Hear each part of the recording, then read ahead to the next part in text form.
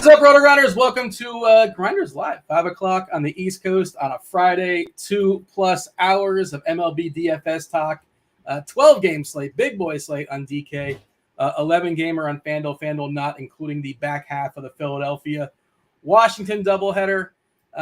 Joining me today, returning champion is Kirk Dees.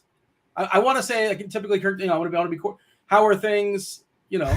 Things aren't spectacular, right? Things are bad. They're bad.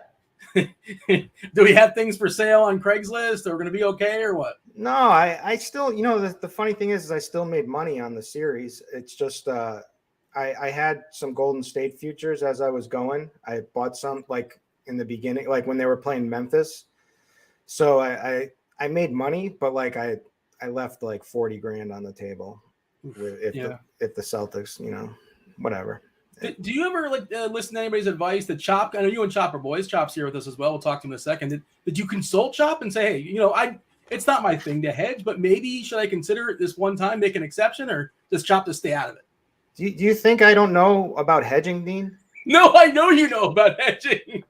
Like if I needed to hedge, I would have hedged, but I didn't need to hedge. Yeah. And so I went with it. It was a great, I got a lot of Sklansky bucks. It was a lot of closing line value. I'm flush and all that stuff. But yeah, man, I'm in a bad place. It was just a despicable performance.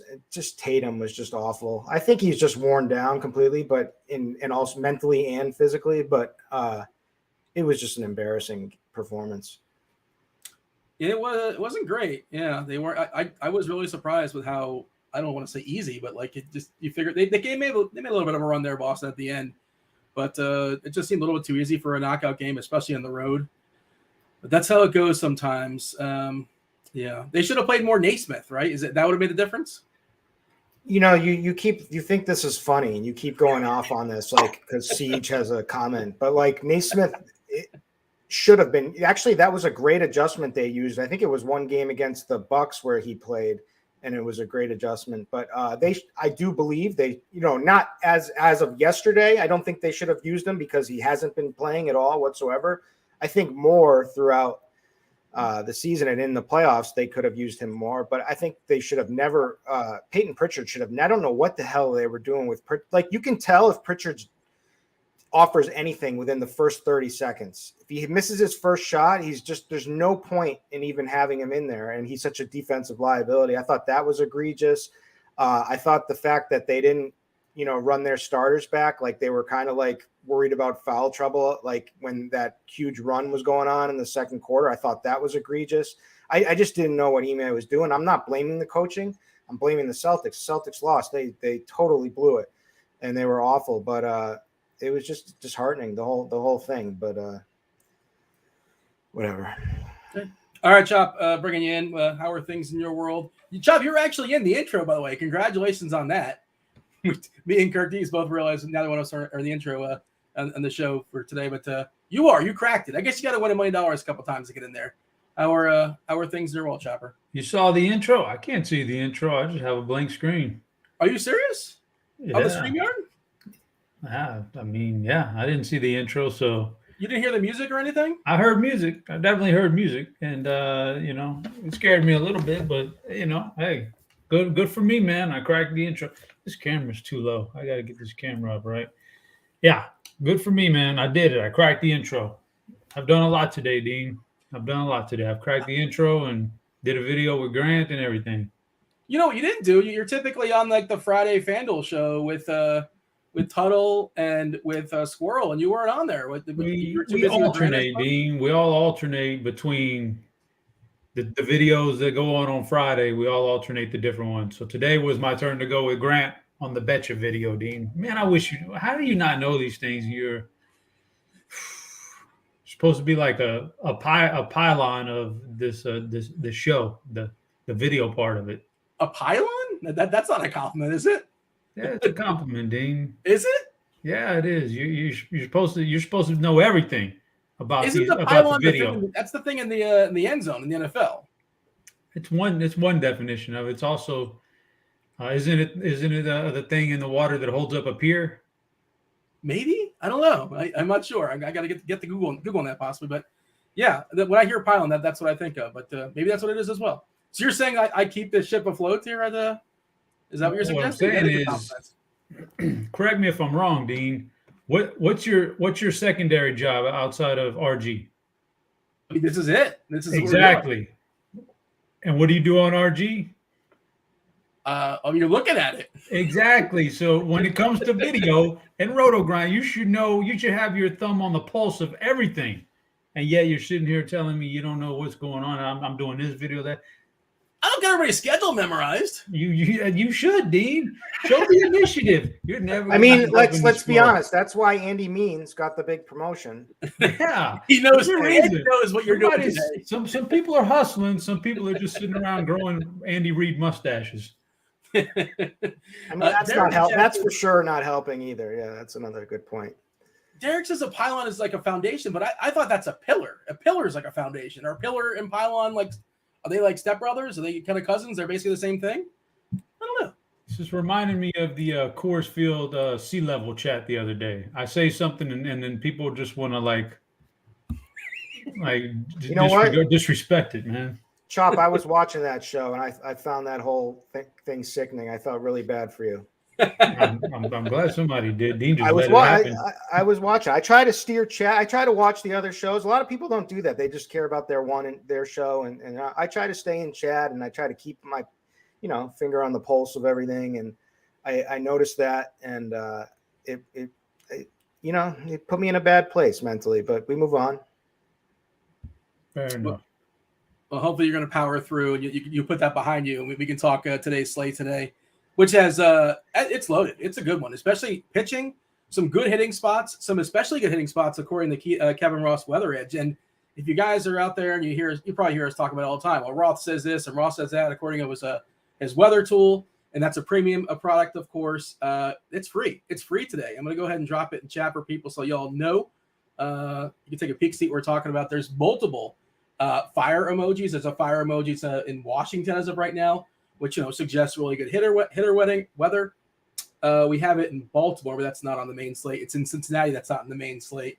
Washington again, just on DK. We also have it. I think we had it earlier today, but maybe it lost it in Boston. We got boots in the ground in Boston though, Kirk D's. It likes it. 86 games, 17% bump in homers, 10% bump in runs. Have you stepped outside today, Kirk D's? Can you confirm it's a good hitting weather there in Boston? Yeah, it is. It's hot, a little steamy. I don't think it's the best of all of them, but it's good hitting weather. Yeah, I mean, Colorado is probably the best of all of them because it's Coors as its base, and it's got a fire emoji as well. 14 miles per hour, dead center, 89 degrees as well. Last I checked, San Diego's got a total near 7, which is that's a big boy number. You don't really see that too often in baseball. Even in those Wrigley win games, you don't really see a total at 7. Is it, is it moved much? And I don't think we have a standing lineup just yet. But 12.5 as far as a total, 6.8 team total on the San Diego side. And DK, again, egregious on some of their pricing for the Padres. A couple of guys got priced up, Cronenworth and Machado, but pretty much everybody else is really, really cheap. Some decision points to be had over there. And Fanduel bumped them up some, but not necessarily a ton. They also lowered Aaron Judge to like 3.6, which is kind of bizarre. Chop, this slate. Give me the 30,000 foot view. It's a Friday night. Are you having your fun on FanDuel? You running 150, just having a good time, or what? Yeah, we're gonna party. We're gonna party on FanDuel tonight. But I think for me, I don't. The way I'm reading it, I'm seeing about 5 good pitchers that I really want to invest in, and it's weird because outside of Coors Field, there's not a lot of offense that I'm looking at. Let's just put it like this. You don't have Philly there. For the Philly is going to pop on DK, but you don't have one FanDuel. Yeah. Correct. Don't have Philly. So you got 11 games. I'm kind of like, the guys are going to crush me on this one. The other analysts are going to just crush me here, Dean, but I'm outside of course. I may not be stacking that much tonight, even on an 11-game slate. That's all I'm saying. So when you're plugging stuff in the lineup HQ and it'll say, I want 20% 4-4, I want 20% 4-3. What do you think you're going to put in? if you're doing non-core stuff, are you just going to put like 3-2 or just? I mean, in theory, you don't want 1-1-1-1-1-1-1. I mean, I'm probably going to bump up the projection. I don't even need to bump up the course field stuff because it's already really high. So I'll make sure I get plenty of that.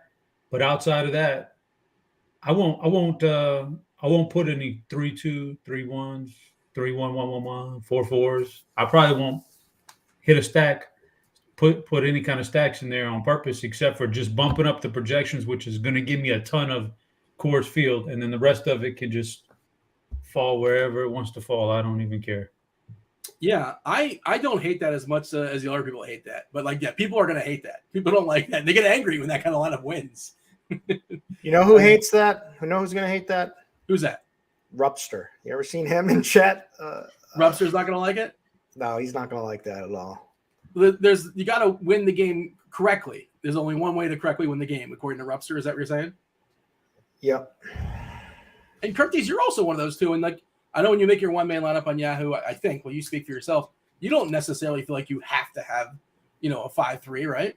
No, definitely not on Yahoo for sure. I'm comfortable. Like I said, it all depends on the slate. Tonight on like DraftKings, I'll probably do 5-man stacks.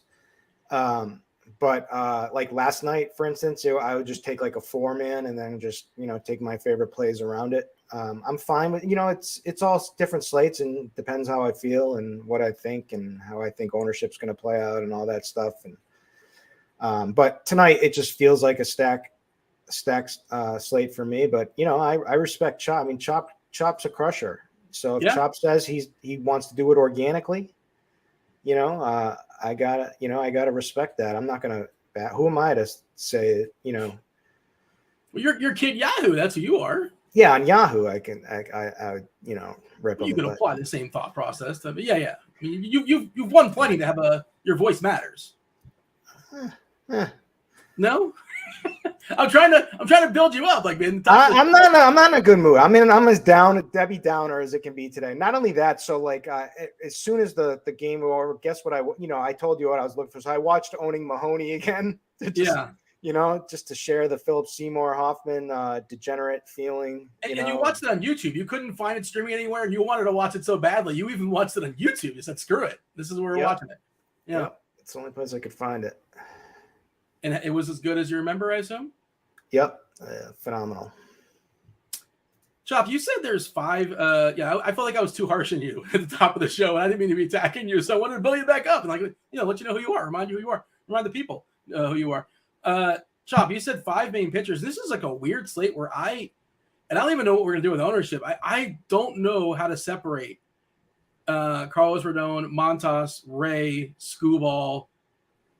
Like, I'm assuming those are guys that are in your main 5.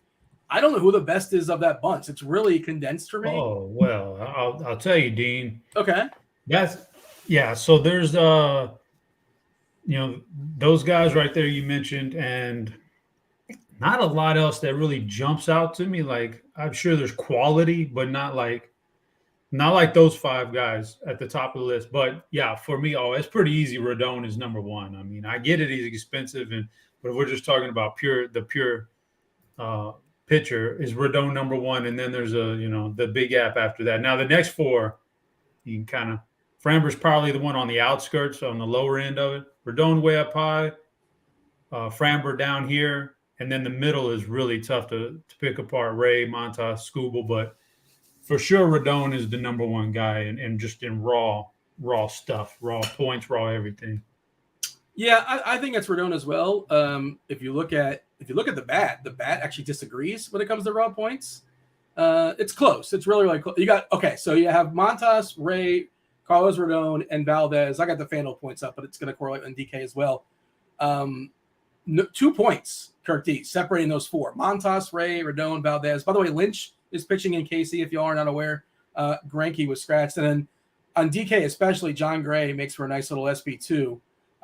DK, for whatever reason, seems to price him down always, and he's got a matchup against Detroit. They're pretty terrible. But, Curtis, what's your take here? Because I think ideally I probably want Rodon, right? He's the most expensive on Fanduel as well. And I believe he's the most expensive on DK. No, Kershaw's most expensive. Please, we're not playing Kershaw.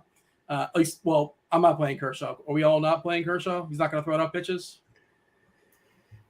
If they could get him to like 90 tonight, I'd be in on him, but I just don't feel very confident in that. Yeah. Don't. Kershaw is older than Dean. You don't want to play Kershaw. So, Cartes, what are your thoughts as far as these pitchers at the top? Montas, Ray, Rodon, and Skubal. It's really close. Well, so I mean, we look to matchup, right? So Rodon has hit a rough patch, right? Because although he is coming off of a really solid game, he finally figured it out in the last one and had a really solid game against a tough matchup too in the Dodgers. So I mean, he's earned it. I mean, he's got the strikeout stuff, you know, with 33%, you know, over the last 2 seasons. This season, he's at 30% Ks, but it's really all about matchup, right? It's the Pirates. They're just atrocious. They have one good hitter, Brian Reynolds. Essentially, they've got a couple of automatic Ks. Michael Chavis is just like an auto K. Vogelback is like an auto K. If he's in the lineup here tonight. And so, you know, it's the Pirates, they strike out at the third highest against left-handed pitching. You know, the projected lineup has like a north of 25% K percentage. They're 28th in WRC plus, so it's an extremely safe matchup. So I think your Chop's right. That's probably the number one. Skubal is going to get some love here. You know, Cheese is really high on him. I've always been high on him. He is coming off of a bad start in his last one where he didn't look quite right. So there's potentially a little cause for concern. You know, Texas is a good matchup. There's Ks there for him. You know, they're actually 18th in K percentage against lefties, but you know, the projected lineup has like a 24% K percentage. They have a much higher WRC plus. They're 6th in WRC plus. So there is some potential. I mean, and the wind's blowing out. It looks like really good hitting weather. So there are some warts here with Skubal that it scares me a little bit. Robbie Ray. Again, it's matchup related, right? Like, I love the matchup against the Angels. The Angels strike out a ton. They just haven't been hitting well. You know, you just got to avoid Trout pretty much, and should be able to have a good start. He did not, in my notes here, you know, he basically only used his like sinker fastball, and you know, didn't have his really nice slider, you know, working in the last game against the Red Sox. Is that your notes or is that Cheese's notes? Because Cheese no, that today. These are my notes. No, he didn't say sinker. Cheese said fastball. It's actually a sinker, which is so I'm just telling you, I do my own research. So if you see my notes, I also have I'll tell you what I had in the game: a 25% called strike whiff, seven swinging strikes. 93 pitches. This is my content, Dean. Is it published anywhere? No. Because then some could construe. I wouldn't construe, but some might construe that maybe you're not giving credit. No, I give credit always, and I make sure to give credit always. You are the one that doesn't give credit, and I caught you on the show yesterday doing that. And that's why. And this is what happens, you know. Dean, we the people see through. You got me busted. They see through. I mean, look at your mustache, man. Like that's. I wouldn't trust his face. You know, you can't. Who's going to trust that? But anyway, so Robbie Ray. So you just got to hope he's on. You got to hope he's not wild, and the strikeouts are there. Obviously, there's boom and bust potential in this game. Frankie Montas is probably the safest from a price standpoint on DraftKings. Plus, it's an extreme pitcher's umpire in that game. KC, they don't strike out a ton, but you know, 21st in K percentage, but they don't do much damage either. So in that park, I really like Montas to have a good night. So I think the combo is probably Rodon Montas. If you need to go cheaper, you do Gray. Obviously, it's a matchup with the Tigers. There's some COVID going around. Austin Meadows is out of he's out of the game tonight, so it's a little weaker. You know, he's had a horrible season. He hasn't even hit I don't. I know he hasn't even hit a home run this season. It's been terrible. But anyways, it's a good matchup. 24%, north of 24% K percentage.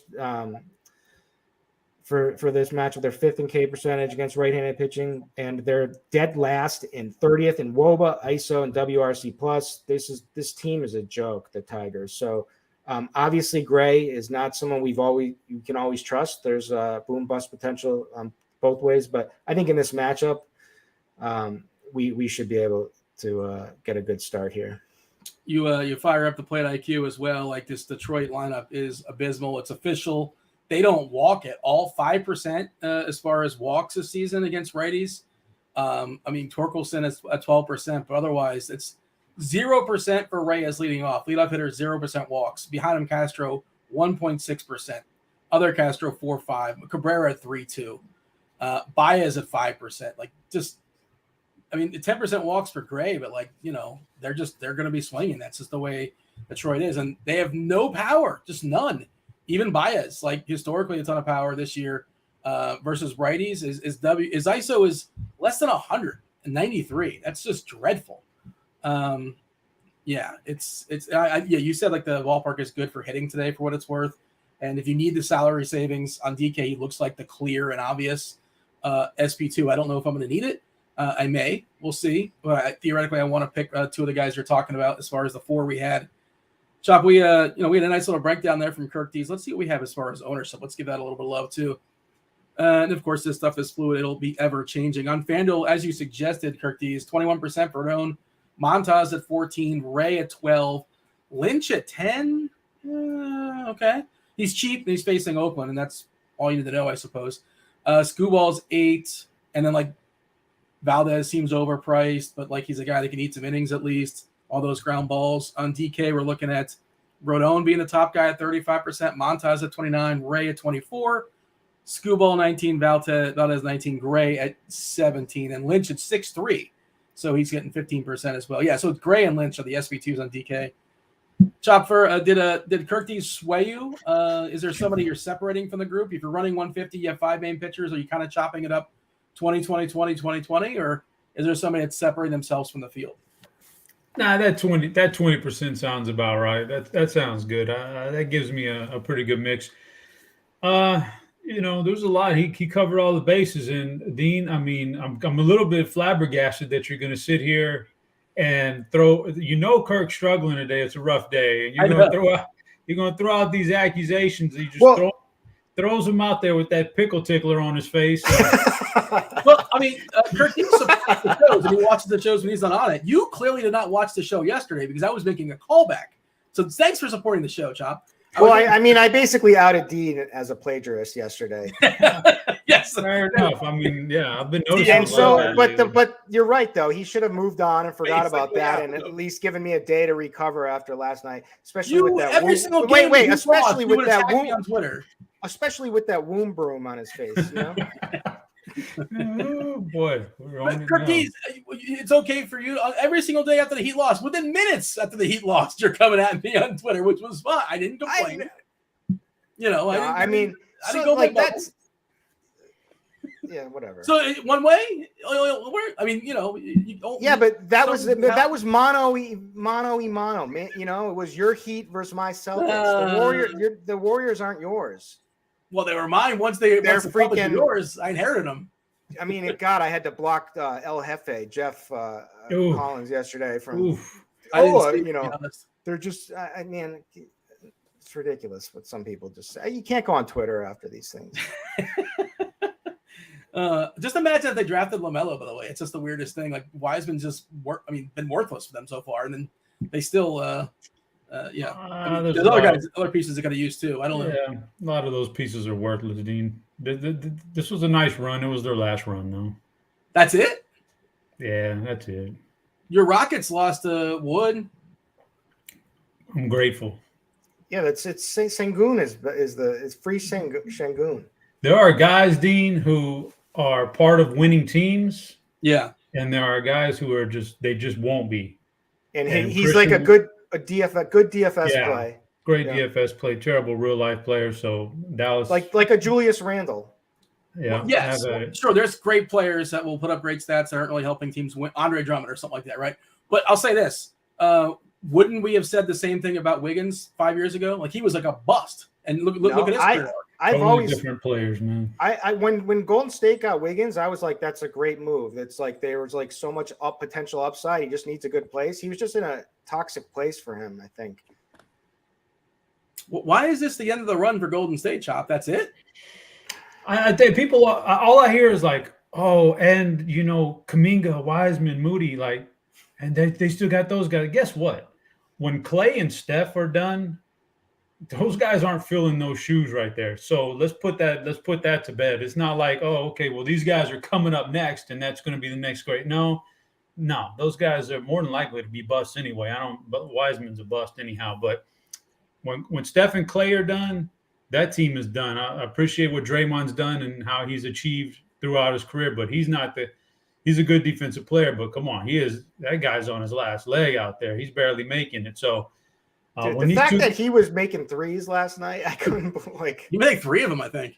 He was feeling himself, man. But so yeah, I think that this was that last great run, and that's why Steph was so emotional. I don't think, I think they got kind of fortunate to get to this point, and I don't know. Hey, I'm not one to look back at revisionist history. I don't know what happens if Ja Morant doesn't go down in that series. I still think Golden State probably wins, or if what if Middleton didn't get hurt? If Chris Paul didn't fall apart against the Mavericks, I still think Phoenix was a team that could have given them some problems. The Mavericks weren't going to give them problems, but anyway, that's beyond the point, Dean. I think we're looking at some up and coming teams next year, and I don't think Golden State's going to be one of them. But it's all. Dean, so far away. Quick question for you: have you given any thought to Just for Men? I have. Yeah. Well, why? Let's try it. No, you want to try? Like you can dial it back. Huh? No, I think I will. Yeah, because this is my real hair, and this is my real hair, but it just grows differently. But yeah, I'm gonna give it a shot. I think I'm gonna see how. I might try gray though, like a smooth gray. I don't know. No, we can already tell that's not gonna work. A jet black. I don't know what color. What color do you recommend? Match the hair, the brownish. Okay. Yeah. I might surprise you next week. We'll see. I'll give it a shot. I'm not ashamed to say I'll try it. Like sure, I'll run a poll on Twitter and see what the people what color they want. I have no idea what would work. Dean, there was a whole lot of DMing going on, and there's a lot of people are asking, do the drapes match the carpet? The drapes and the carpet? No. The lawnmower 2.0. I don't know what it means either. 5.0 now. They've fully advanced the technology. Or they're just like keep rehashing the same thing and like reboxing it up, and people don't know the difference.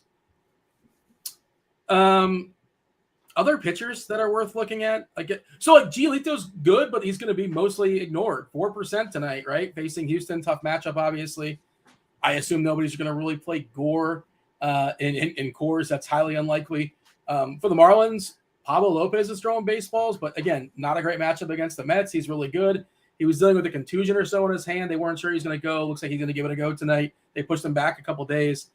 Do those guys make it into your mix, Shop, as far as like the pitchers in your 1-150, or you keep them like a tight pitcher pool and like the guys you said, and like even like Carrasco or Lopez or Framber, do those guys work their way in? Oh, for Framber, yeah, Framber for sure is going to work his way in. Giolito, I'm interested in because I don't mind the matchup at all. And Pablo Lopez would be interesting if I was certain about his health. I think he's a solid pitcher, and it's a tough matchup. But I would be interested if I was certain about his health. But since I'm not certain, then I'm going to go 0% on Pablo Lopez. And other than that, John Gray, he's seen an uptick in his fastball recently, so I can go that route. And Carrasco is interesting because of the matchup, but just kind of mundane. So I don't know how many lineups are going to have Carrasco in it, but yeah, it's a pretty tight pool other than the guys we've mentioned. You just running your one lineup tonight, Kirk Dees? Yeah, I'll have a couple on DK and one on Yahoo. Yeah, so I mean, I assume you're not going to get too far off the board when it comes to pitchers. I am not. That's all I care about. Montas, Gray, Screwball, Ray, Rodon. If I was max entering, I would definitely put a little Cookie Carrasco in there. I would definitely bump up a little Giolito, because you can get good games out of these guys at low ownership. But I'd also play some Daniel Lynch against Oakland. But yeah, that's about it. You like Lynch as a pivot away from Gray on DK as an SP2? Yeah, I mean, I don't mind it. I think the bat's pretty high on him. What sounds am I hearing? You guys hearing these sounds? Is that just me? Yeah, my fiance is making noise in the. Oh, okay, no worries. Go ahead. You were saying. By the way, I no longer can name my kid Marcus anymore. It's out? Jason's out. Any Celtic name is out. Oh, So what's in the running now? What's I don't know. I gotta start from scratch. She's still holding on to her 90210 characters. Dylan, Brandon, which one? Yeah, she likes both of those. Steve? No Steve. Ian Ziering. No David Silver. No. She just said Dylan. She's really hung up on Dylan.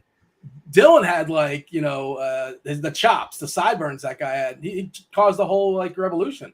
I think he was the leader in him and Brady Anderson, the guys with the sideburns back in the day. R.I.P. Dylan. R.I.P. Dylan, man. Yeah, his son's a wrestler. Interesting. That's just a random fun fact for the people. I saw it on Twitter or something like that. But yeah. What else you got there, Kirkies? We moving on. I mean, we've done the pitcher. I mean, we've got such a strong core group right there that you don't need to go and look for that off the wall stuff. I mean, there's really not much there. I mean, what you're gonna play Adam Wainwright in Boston? You're gonna play no. Waka, in no. Boston? No, you're not gonna. You're gonna play any Bumgarner? No. And there's really nothing. Stripling's been kind of. I can't believe Stripling's been kind of good lately. But no, I mean that Pablo Lopez, I would even. I'm not really interested. Although he does have that really good changeup.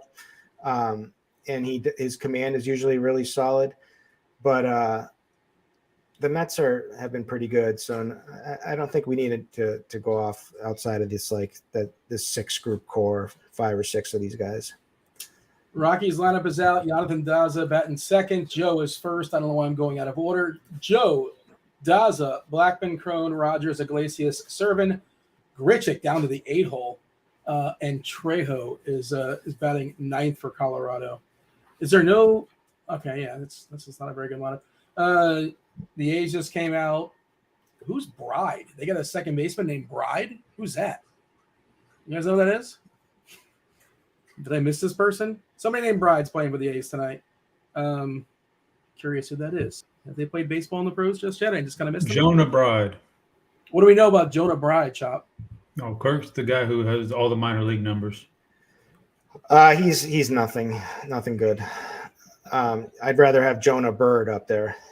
There you go. How you cooking?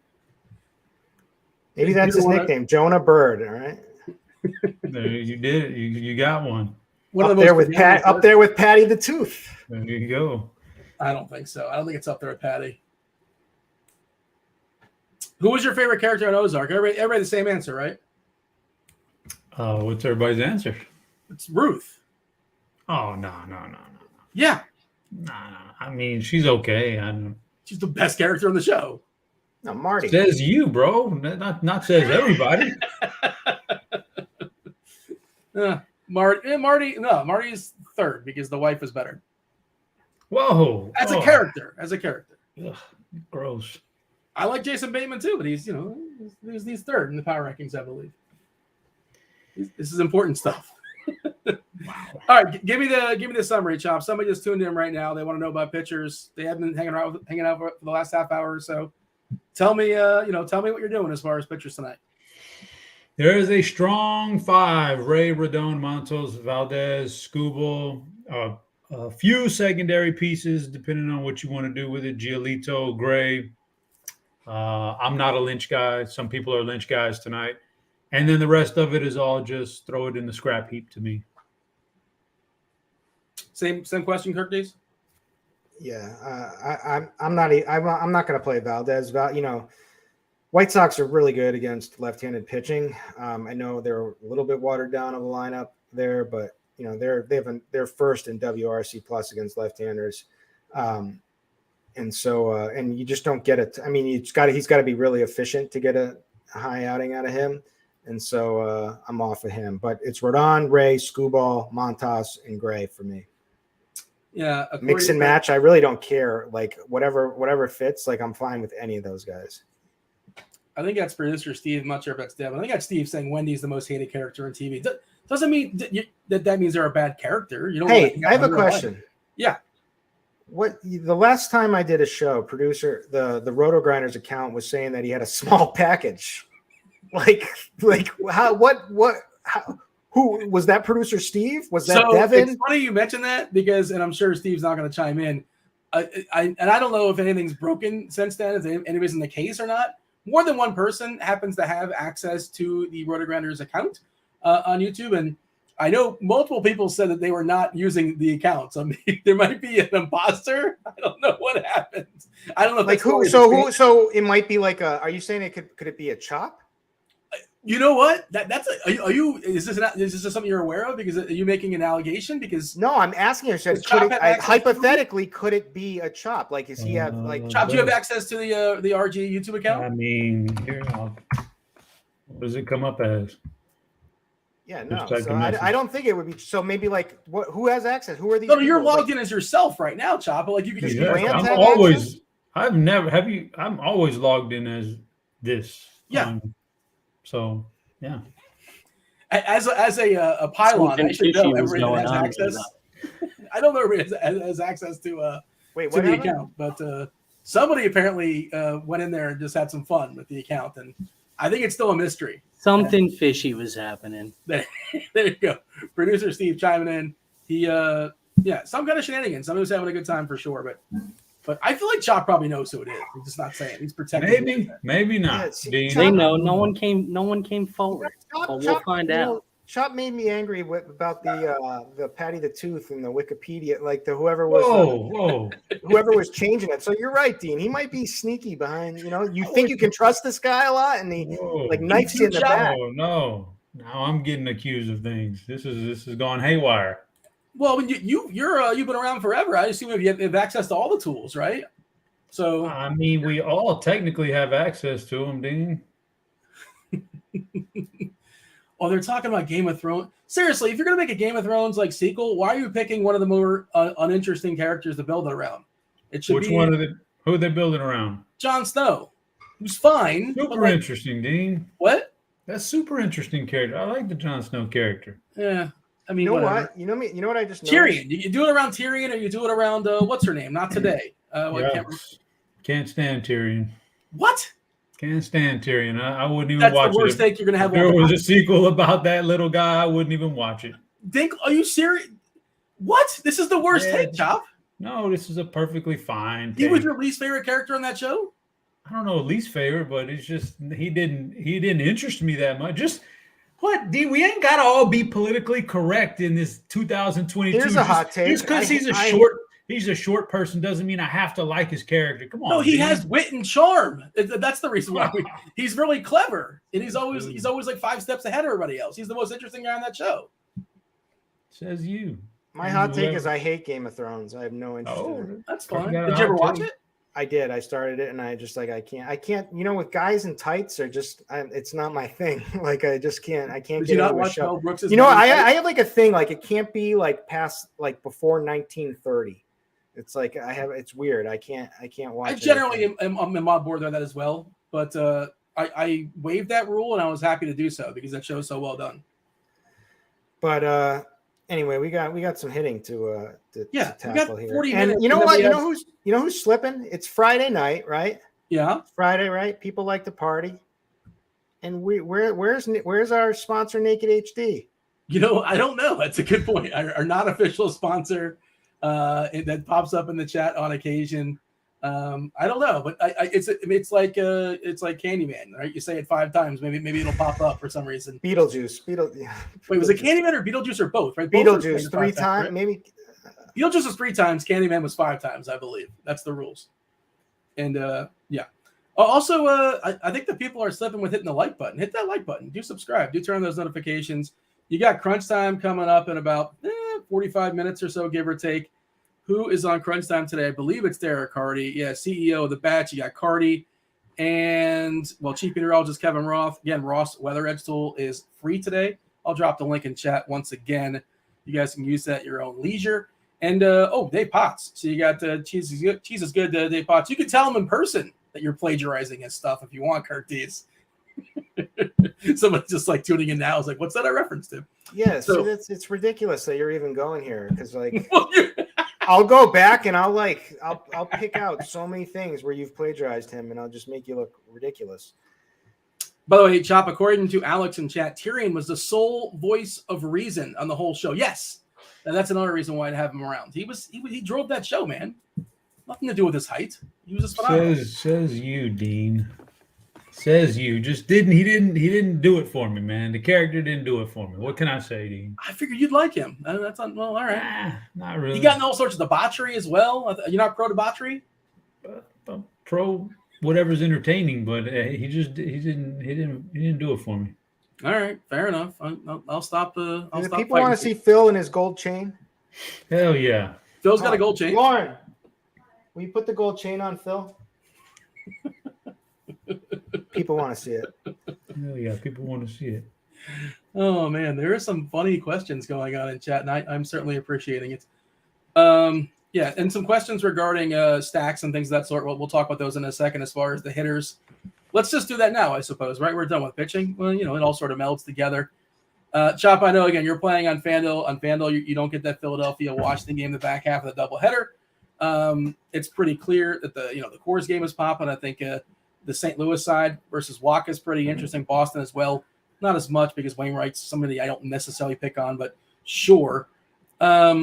Yeah, Chop, give me your. Go ahead, Kirk. Is Phil making an appearance? Did I see him? Yeah, can you see the chain? Oh, there it is. Nice.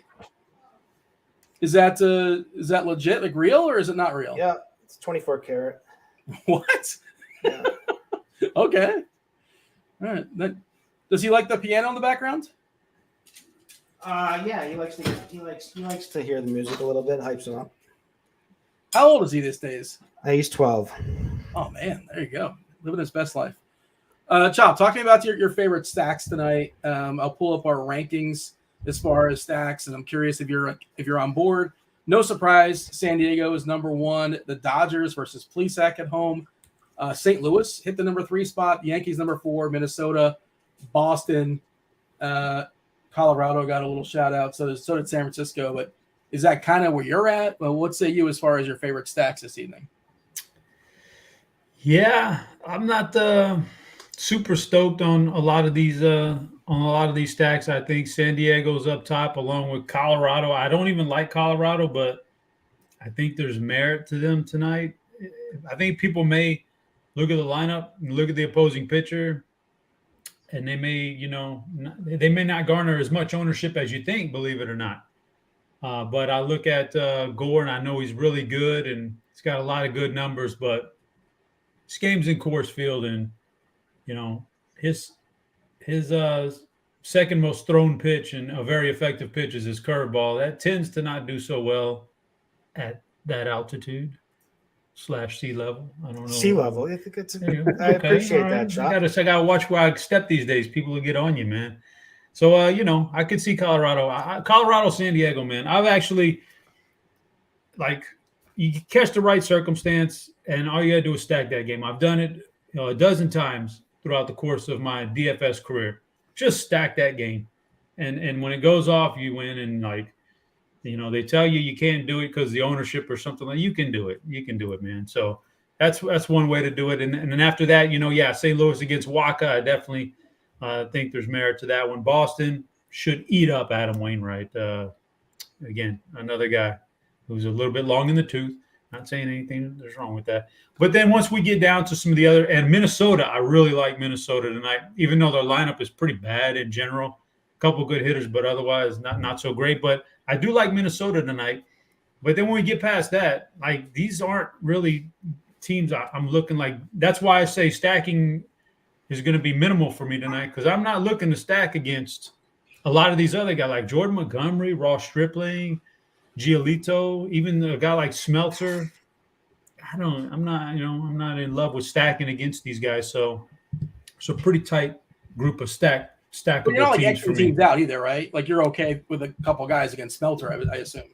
Yeah. So that they're kind of like in between. That's why I don't want to stack, but I won't necessarily X out those guys. Obviously, we start talking about Ray, the really good 5 or 6. I don't want any hitters against those guys, but everybody else is in play. But the stacking though, it's up there with those 4 or 5 teams I mentioned.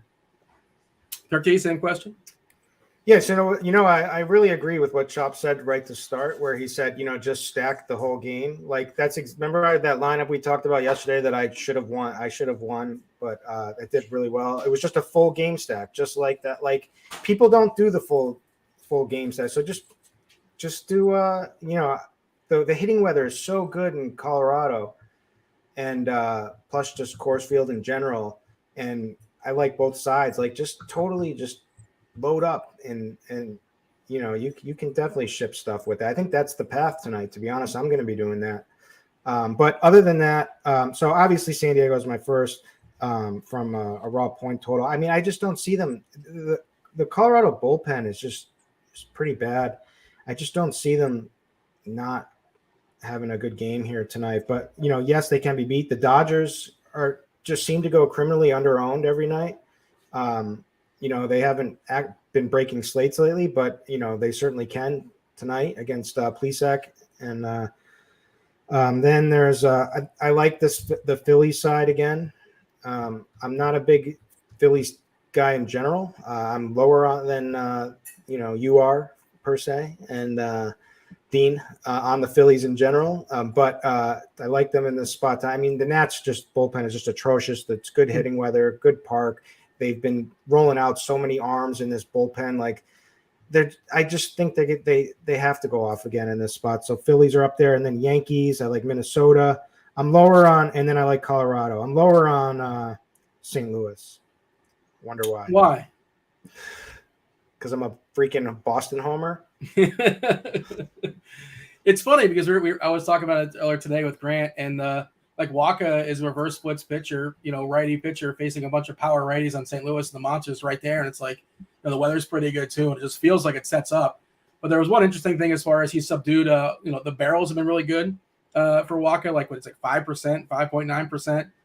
But I'm still on the side of I think some of those righty power bats are just really well positioned. Goldie and Arenado and, a couple other guys as well too. Tyler O'Neill is really, really cheap too. He's like 2.5 or 2.7 on FanDuel. He's like 3.3 or 3.4 in DK. He's one of those salary savers. Just is going to be reasonably popular for that reason. Maybe I like St. Louis too much. Maybe that's a problem. Diamondbacks lineup came out. No Ketel Marte. Kelly, the catcher, is leading off. Rojas second. Leplo, Walker, Varsho, Kennedy, Thomas, Hager, Perdomo. What a weird looking lineup for Arizona. Yeah, if you're considering, I like Marte a little bit today, but no Marte. He's dealing with his injury. You talk about picking on Smeltzer. Who is Kennedy? It says Ian Kennedy in our RG page. That can't be right. It's got to be a different Kennedy, right? That can't be Ian Kennedy, the pitcher hitting. Buddy Kennedy. Who's Buddy Kennedy? That's not a real person. He's a mid-level prospect. Okay. Buddy Kennedy. Is he even in the player pool? No idea. I have I bought a bunch of I loaded up on a bunch of cards like back over break. They're all worthless now, but I have some of him. And I wanted to say again for the people, I really don't like the fact that you pushed Top Shot down my throat every Wednesday night over I did. COVID. Yeah, you Chief. You guys had your show. You were. I wasn't a Top Shot apologist. I pled ignorance. I'm just I'm just asking the questions. I didn't pretend like I knew what But you know, and especially with the sports cards, You kept agreeing with them, like, yeah. So it's a good buy. Yeah, it's a good. Are you that easily influenced? Yes, Dean. I trusted you. If I had the mustache, you wouldn't have trusted me. You'd be like, this guy's what I'm talking of about. course not. This all credibility. You've lost all credibility.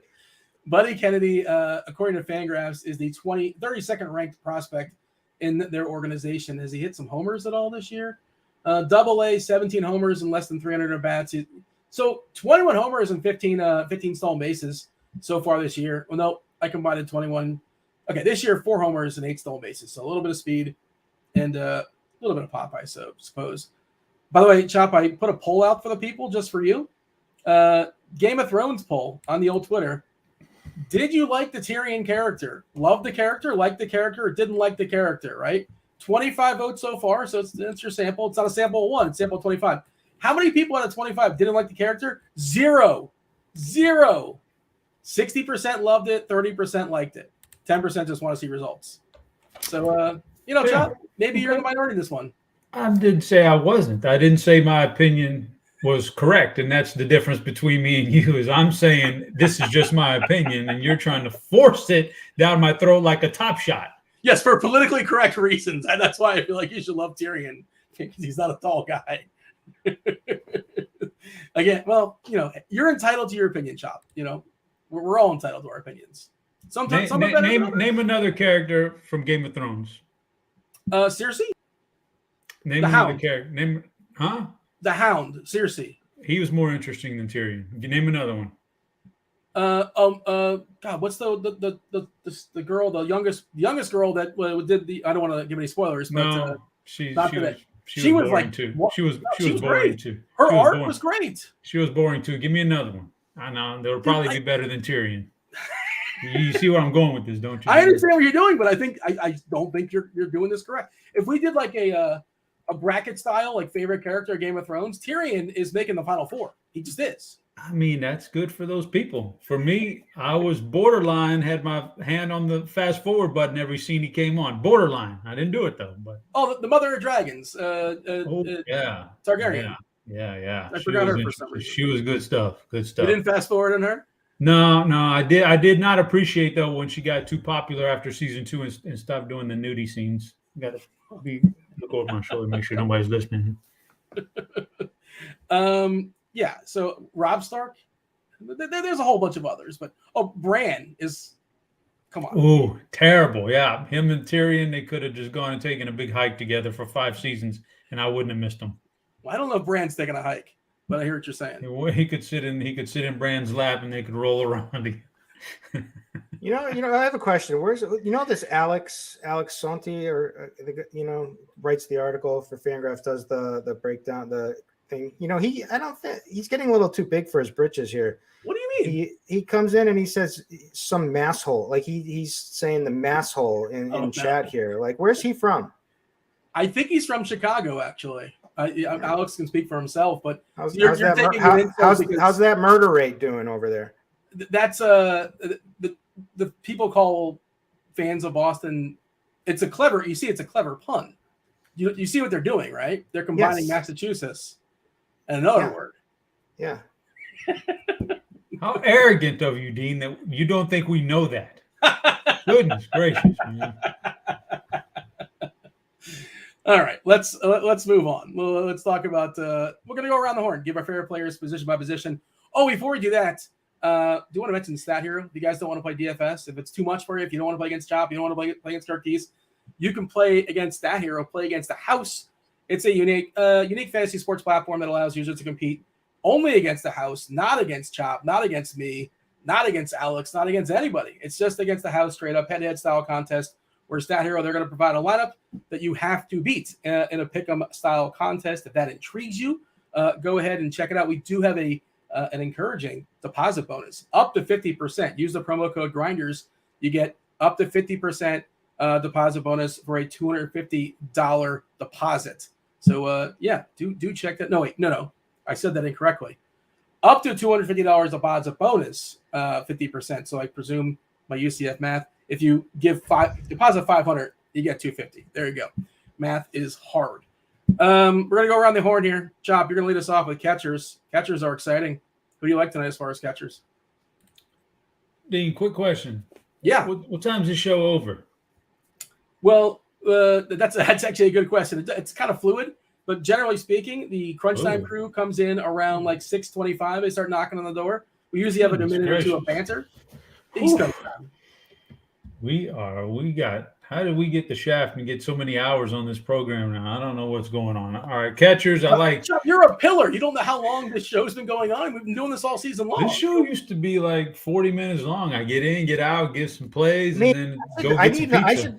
I should get paid more for the Can time. Can you believe they want Kirk to do double CVRs on some of the days with day games, but they don't want to give him the extra money. That's crazy. It's crazy. You got to sit there all day in front of your computer. It's insane, actually, because I'm the only one that apparently doesn't have a full-time employment. You ain't got medical. Yeah, I don't have medical, and I'm the one who needs medical more than anybody. Crazy. I mean, this is not my department. I wish you the best. Yeah, we're going up. All right, I got a back. I am a pillar allegedly, but this is that. Chop got me. Chop pushed the right button there. Let's go to catchers, Dean. You ready for it? Yeah, please. If you're all right, so if you're on DraftKings and you have to play a catcher, for me, I get the ownership thing, and maybe you want to like go be different, and it's a catcher.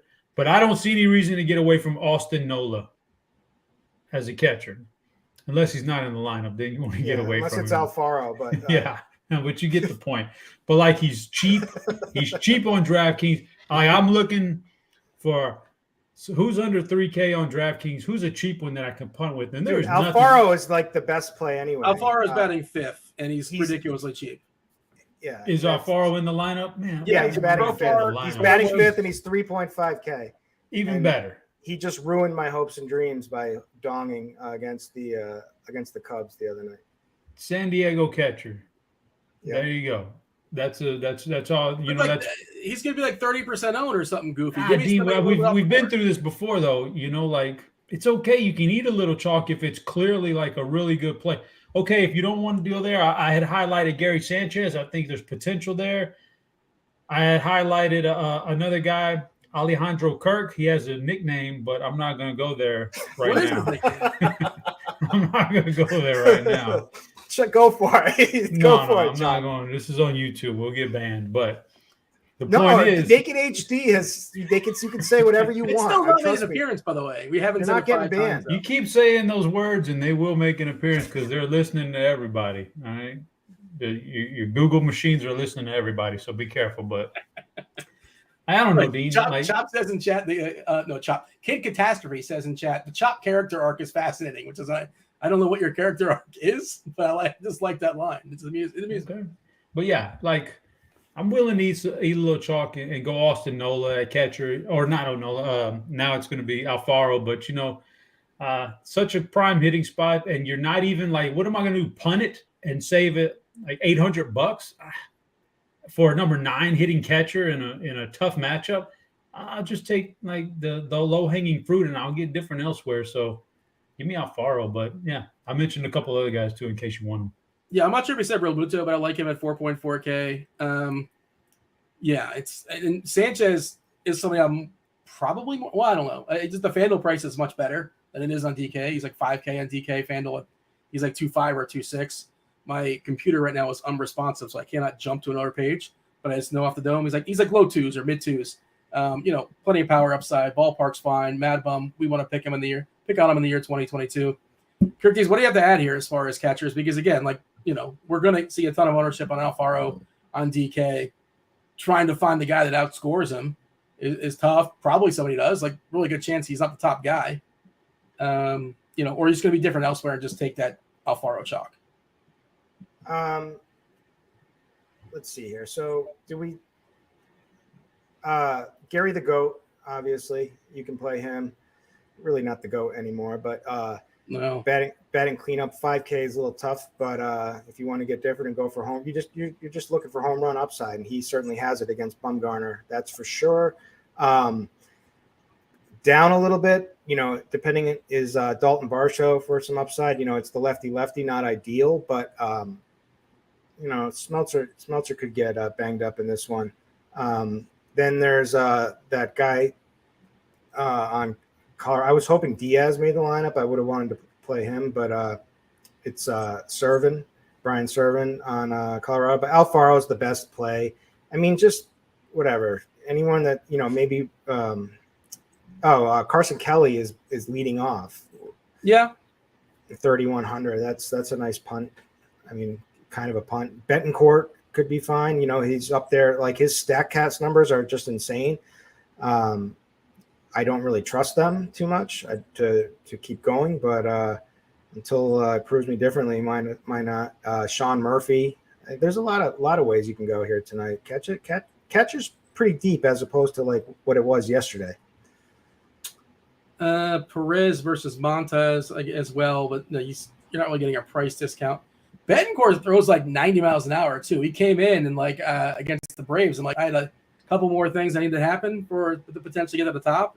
This is like a week ago or so, and he just lit him up. Like he was like a reliever essentially. And that you said that somebody who broke your dreams, which is the catcher for San Diego, that Betancourt broke my dreams. Matt Olson that he did. The Matt Olson homer, I would have taken stuff down. It would have been a good night, but we shall move on. We shall power through. Speaking of Matt Olson, he plays first base. First baseman tonight on this slate. The Braves already played, obviously. What do you have for me, Curtis, as far as your favorite first baseman? Like pretty clear again. The price, whatever reason on Voit, has not changed. Fanduel is up like 3.6, which is whatever. Which I guess that's about right. But the DK price is goofy. It's still too low. He's going to be popular if you're playing on cash games. That he's your first baseman, and that's that. Talk to me about Voit and potential pivots away from. Yeah, there's not much to say. It's a clear mispricing. They've had him down cheaper, but I mean, he's just been cranking him out lately. So you would think they would have adjusted a little bit higher for the matchup in cores, but they haven't. So he's going to be the chalk. Other options, are CJ Cron for sure. I mean, that's another. He'll be chalky too, but we always like him against a lefty.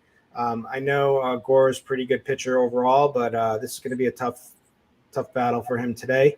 Paul Goldschmidt is there if we need him. If you really want to go down, I'm just trying to see do we have I love Goldie as a spend up. Yeah, I mean he's locked in. He's a good play. Christian Walker is a great play. I think against Meltzer at 4,100. He's going to get lost in the shuffle. Brandon Belt, I like the Giants in this spot against Thompson in Pitt, and that Park plays better for lefty power, so I can get on board there. I don't know. Those are some of my guys. Yeah, and then Freddie. I didn't mention Freddie Freeman, obviously. What do you have, Chop, as far as some of your favorite first basemen? Aguiar was 2-1 on DK, but I do not believe he cracked the lineup. Not sure how much you needed that, but it was there. At least it was. Now it's not. Chop first. Yeah, so I got a few guys at first, but I like to I see Showboat King in the chat, and shout out to Showboat King because I remember at the beginning of the pandemic a while back, he sent me a nice little care package, Dean, with like a phone sanitizer and all kinds of nice stuff, and it was just fantastic. I'm still using it. Why does he have your address? He works for some kind of I don't know what, pharmaceutical or I don't know what sanitizer company, whatever, man. And I was like, man, I need one of those phone sanitizers because it was 2 years ago when those things were hard. They were hard to come by, man. And he's like, I work for a company, and so I gave him my address, and the guy sent me this fantastic package with all kinds of stuff in it. So it was fantastic. But he's in chat right now, and he says, quote, Kirk, can you please I know. Touch my ankle, grab my ankles. That's not the visual I want when I'm about to order some pizza here in a little bit. So tell the people where you're getting the pizza from. Oh, is it like Domino's or something? Tonight? Chops up. No, Kirk. Whoa, time out. Tonight is it going to be different? I think tonight is going to be a Costco pizza night. Oh, even that's definitely not very good. It's too much, isn't it? It's like complete slime. It's like it's no, it's good, man. I mean, I've eaten it. I get a slice there sometimes a lot. Yeah, why? It's good stuff, man. I don't get it. People don't like The price it. is good. The price is good. No, the price is fine. I mean, it's too much. Like it's like too much pizza. It's like too thick. I think is the. It's a lot going on. It's cool to watch it make it though. You ever see the machine make it? Looks pretty cool. No, I've never seen that. I'm gonna have to ask them if they'll let me look at that next time I'm in there. But no, if it's not Costco, mom and pops. Yeah, Eric knows Costco vodka. He says so Eric knows that that's actually Grey Goose. That's just private labeled. Oh, really? Yeah. Oh, you know what else I learned today about Costco as I was researching, because we decided the water bottles we're going through just too much. They're too bad for the environment. Like all these water bottles. I got a house of 5 with 3 kids, and they're drinking a lot of water, and nobody, everybody's too good for like the refrigerator water, so my wife has to buy all these bottles of water, right? So bad for the earth. So we're going to cut that out. So today I was researching like the delivery water, that comes in big bulk. Costco, boom. I couldn't believe it. Costco is into that now. They do it, and they do it. And when you're a member, you get such a big discount too. Fantastic. I'm getting some. You didn't try the filter, or that didn't take for whatever reason? Filter your own water, or no? I mean, like the refrigerator's like triple filtered basically. But they're spoiled. The kids are soft these days, man. So, Chop, would you say that I gave you one really strong recommendation that you implemented into your home? Right? I know where this is going. Talk to me. Right, the bidet. The squatty potty? So good. Right? Like, did that not change your life? You know what? As far as toiletry is concerned, there was 2 huge events that changed things in my personal. That was about 16, 17 years ago when I discovered Cardinals over just toilet paper, for the first 25 years baby of my wipes. life. I was using them for years too. Making that discovery was huge. And then going from that and upgrading to a bidet several years ago, the other big one, just you can't beat it. You can't beat it. People knock it till they try it. So I don't think people knock it. People are just sort of like not aware of it. Dean, I think you need to order one, is what we're saying. Okay, sure, maybe we will. I'll get back to you. Dean might try to. Dean might think that's a water fountain and start. Can anybody vouch for a bidet in the chat? Let's see if the chat's a pro bidet. We'll see if this is the things we talk about when you're here for an hour and a half. These are we kind of get sidetracked, and that's like sometimes we're not talking baseball for 27 straight minutes because we're here for an hour and a half. Get comfortable, man.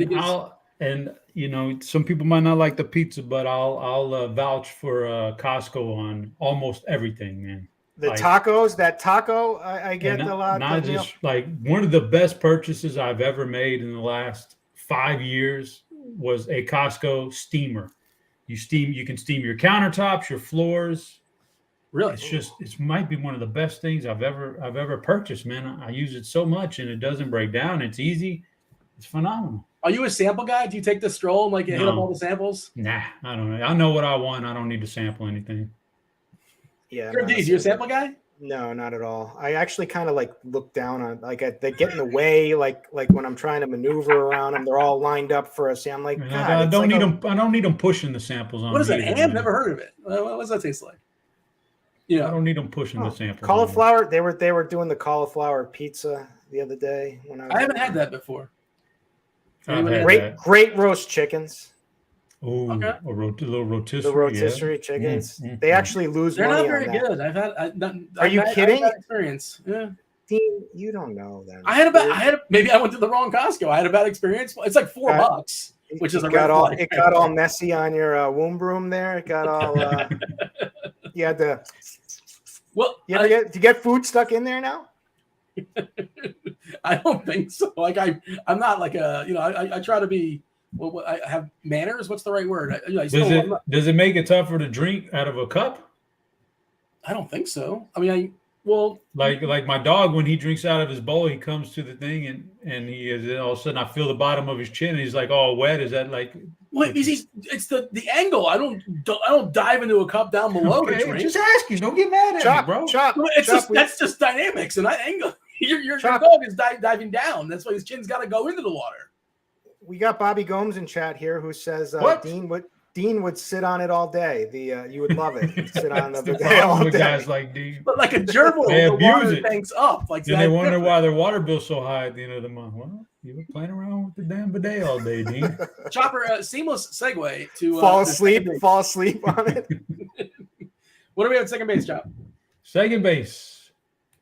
Yeah, I know you guys didn't like the Javi Baez. He hasn't been good this year, but if there's anybody that's, could get a hold of one tonight at this position, Baez. I do like Trevor Story against Wainwright, even though he's, I don't know. I think Gleyber Torres is very interesting against Stripling, and Stormin Norman Gorman against Michael Wacha. I can go Stormin Norman.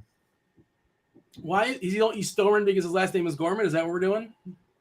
We didn't make it up. It's just the way it's his nickname, Dean. I don't think that's his nickname. Pretty sure that's not true. Chop, is your dog lurking? We've seen one dog so far. Do you have a dog that's kind of wandering around or no? No, my door's closed, Dean. Actually, did you ever? Your son was supposed to get a dog after school. Or did he kind of forget about it? What's going on there? No, he didn't forget, but he didn't do what he was supposed to do in school. So then now the second thing is, okay, I'll give you a chance to redeem yourself. Let me see something good here this first part of the summertime. Get some chores. I want you to get chores. I want you to get some exercise. I want you to do these things. And we'll see how that works. I'm giving him every chance, Dean, but I can't just have a guy sit on his ass all summer long playing video games, staying up till 3 a.m, and then expect I'm going to get him a dog out of nowhere. You got to earn it, man. Earn your keep. These kids these days, man, they're killing me. Well, that's a reasonable take. You got to keep my kid do everything. Yeah, I thought that way too, man, but it changes. Curtis, you got a second baseman you like? Stormin Nolan Gorman.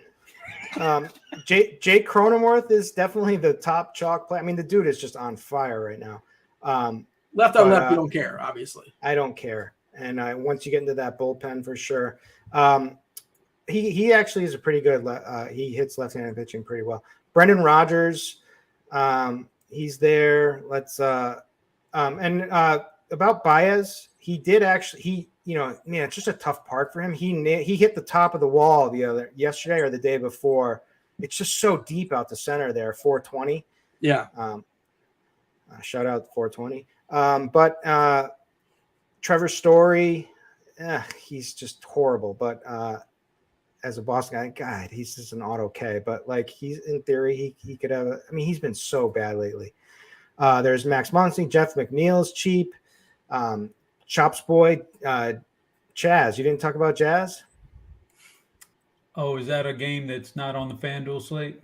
No. Yep. He's just facing Carrasco. It's not a great ballpark, but okay. It should be in your pool at least if you're running 150. Yeah, for sure, man. Just if nothing else, for the Euro step and the Jazz in your face. In your face, Chisholm in your face. He's got his bobblehead coming up next weekend if you're down in Miami. He had the ballpark. Look, there's one person watching that's probably in the area. Maybe I'll go to the game now. Get yourself the. All right, let's talk about what we do with Manny Machado at third base over there, who's the clear top play. So the tricky thing is, we've had this throughout the week. Different situation, but essentially, he's an awesome play in Wrigley, and now we got him in, in Coors. I just think the pivots were better the other days, and of course, baseball things can always happen. But he's more separated from the pack today than he was in previous days. So it's a little bit harder not to play him. But, of course you can not play him because baseball. Where are you at as far as Machado? Yeah, I love him. I think he definitely homers tonight, but we'll see. Obviously, depending on how owned he gets, what does RG have him? I got him at 25, 28%. I'll hit a refresh here and see what we got. But yeah, go. I'll chime in a second. I'm getting Fanduel. I'm getting DK up, but give me the pivots away. We don't need to sell anybody on Machado, but give me the guy you would play instead. I think Baum's interesting as a spend down for Philadelphia. Again, that's DK only. But what do you have for me? You want a low owned play? Sure. That's going to homer tonight. Yeah. Miko Frankel at 2.7K, batting sixth for Washington. He's going yard tonight for cheap. Evan Longoria is a cheap, batting third at 3.3K. So there's a lot of options. Josh Donaldson got a good lineup spot. I don't know if that's going to help him hitting against his former team, but 4.6K. 2.5 on FanDuel. Yep. Yeah. Then there's Arenado in Fenway, should be a pretty good park for him, you would think. Let's see who else. Oh, Urshela is dirt cheap, 3.7K against Bumgarner. I like Minnesota. It's more for stacks. I mean, but if you like need it, I don't know. I can't play him alone.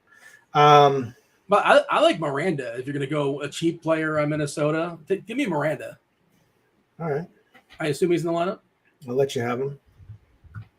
I don't know how much I need him, but like I'll play him. He's batting sixth. Yeah, I'm okay with him. I like him as a prospect. And then the 2K punt is Jonah Bird. How about yourself, Chop, at third base? By the way, I did pull it up. Machado on DK, the number one guy, 21%. We're looking at on FanDuel at almost 30. Also, Muncy is 2.6 on FanDuel. Just kind of there's some Muncy 2.6, Donaldson 2.6. Of course, you can play Devers in your Boston stacks. Bregman, I don't love the matchup, but he's 3K. Just you don't always see him that price typically. Chop, what do you have as far as third? Hold on, you can play Devers anyway. It doesn't have to be in a Boston stack. Sure, yeah, you're right. I shouldn't have said that. Watch yourself, Dean. Yeah. Well, would somebody? I'm happy. Where'd you plagiarize that from, huh? Who would ever think only one person, man? You can actually just play Devers as a one-off. That's brilliant thinking. Yeah. So clearly, Machado and Devers. Machado at the top, Devers is next, but those are going to garner a lot of the ownership. So, I'm not going to get away from either one of them. Even with the ownership, I'm fine with that. I think Jose Ramirez is going to go yard today against Nobody's playing him. Yeah, exactly. He's like a 1% owned guy. I think he's going to go yard today, but that's that. I like Donaldson too. I like Donaldson. I like several of these Yankees against Stripling. And, you mentioned it. Kirk mentioned it in passing, but after Machado, who's very chalky, maybe my favorite play if we're factoring in the ownership and everything, Nolan Arenado. That's my BVP special of the day right there. Nolan Arenado. What is it? Oh, yeah. Yeah. Where's that? We need that. What's that gift? Yeah, that's it right there. I mean, I'm sure it's like 50, 60, 70 at bats, the big old sample. Again, Dean, you don't get the whole BVP thing. You're not getting it. You don't get it. So I know you're sarcastic with your at bats and you always question me, but you don't get it. I mean, you either see you see the ball coming out good, sometimes you don't. In this case, 1.6 OPS. Well, he's two Ks. He's 13 at bats with a good sample, a nice solid 13 at bats. Chop. Only 2 Ks and 13 at bats. No, do you think it's 5? Look at you, Dean. You don't have who's plagiarizing? Are you looking at now? I'm looking at the Rotogrinders. Not even the right way. Come on, son. 2 Ks, 13 at bats. Come on, Dean. Only 2 Ks and 6 hits and 13 at bats. How many extra base? 3 extra base. I don't know what you're looking. I got something different. Well, you're Dean. You may want to look at your filters there. Maybe you're filtering it out. Like, I don't know, Dean. But, I got 4 or 5. That's all I got. Even that would be good right there. That's 800 batting average. We got to knock out some shortstops, Chop. Who do you like at short? I'm gonna go. I really like the Minnesota hitters against Bumgarner, at least a few of them, because we got gifts on the show here, but we like so Correa's in the mix against the left-hander. That's fine. Bogarts is in the mix. And then the other 2 guys that are eligible at the other positions, we mentioned Baez and Story, but Correa to me is the number 1 guy for me at this position. Turkeys? All right. Kim, Shore, and Coors. Correa's there. I see him. There's Trey Turner, obviously. Javier Baez. Pass on Seager. There was somebody I kind of like that he got the leadoff spot here. JP Crawford against Lorenzen.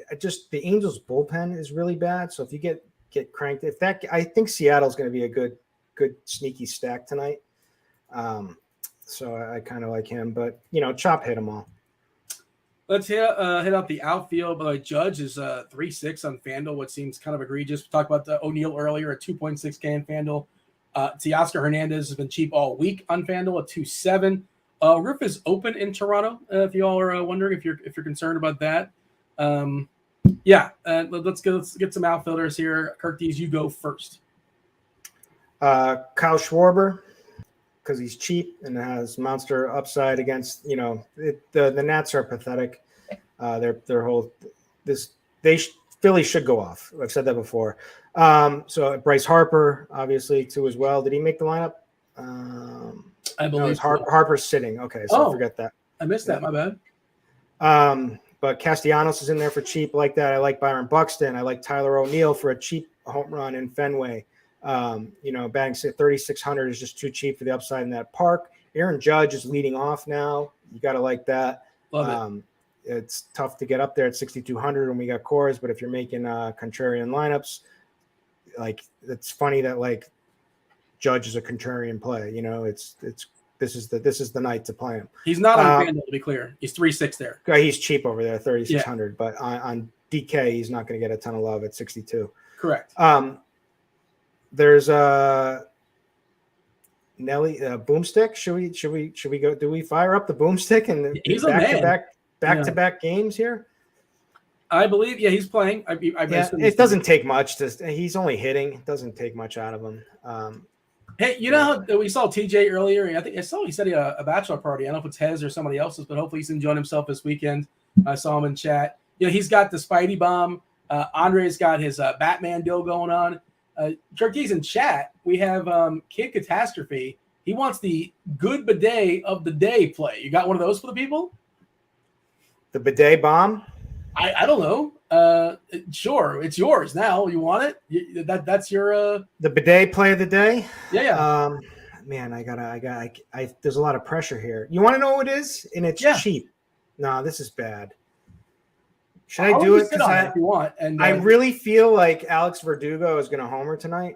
Really? 3,600. Okay. So let's test the bidet powers with that. Chop, throw some outfielders out to the field. Some players you like in the outfield tonight. I was going to mention Verdugo. All right, so expensive. Judge and Buxton are fine, like we said.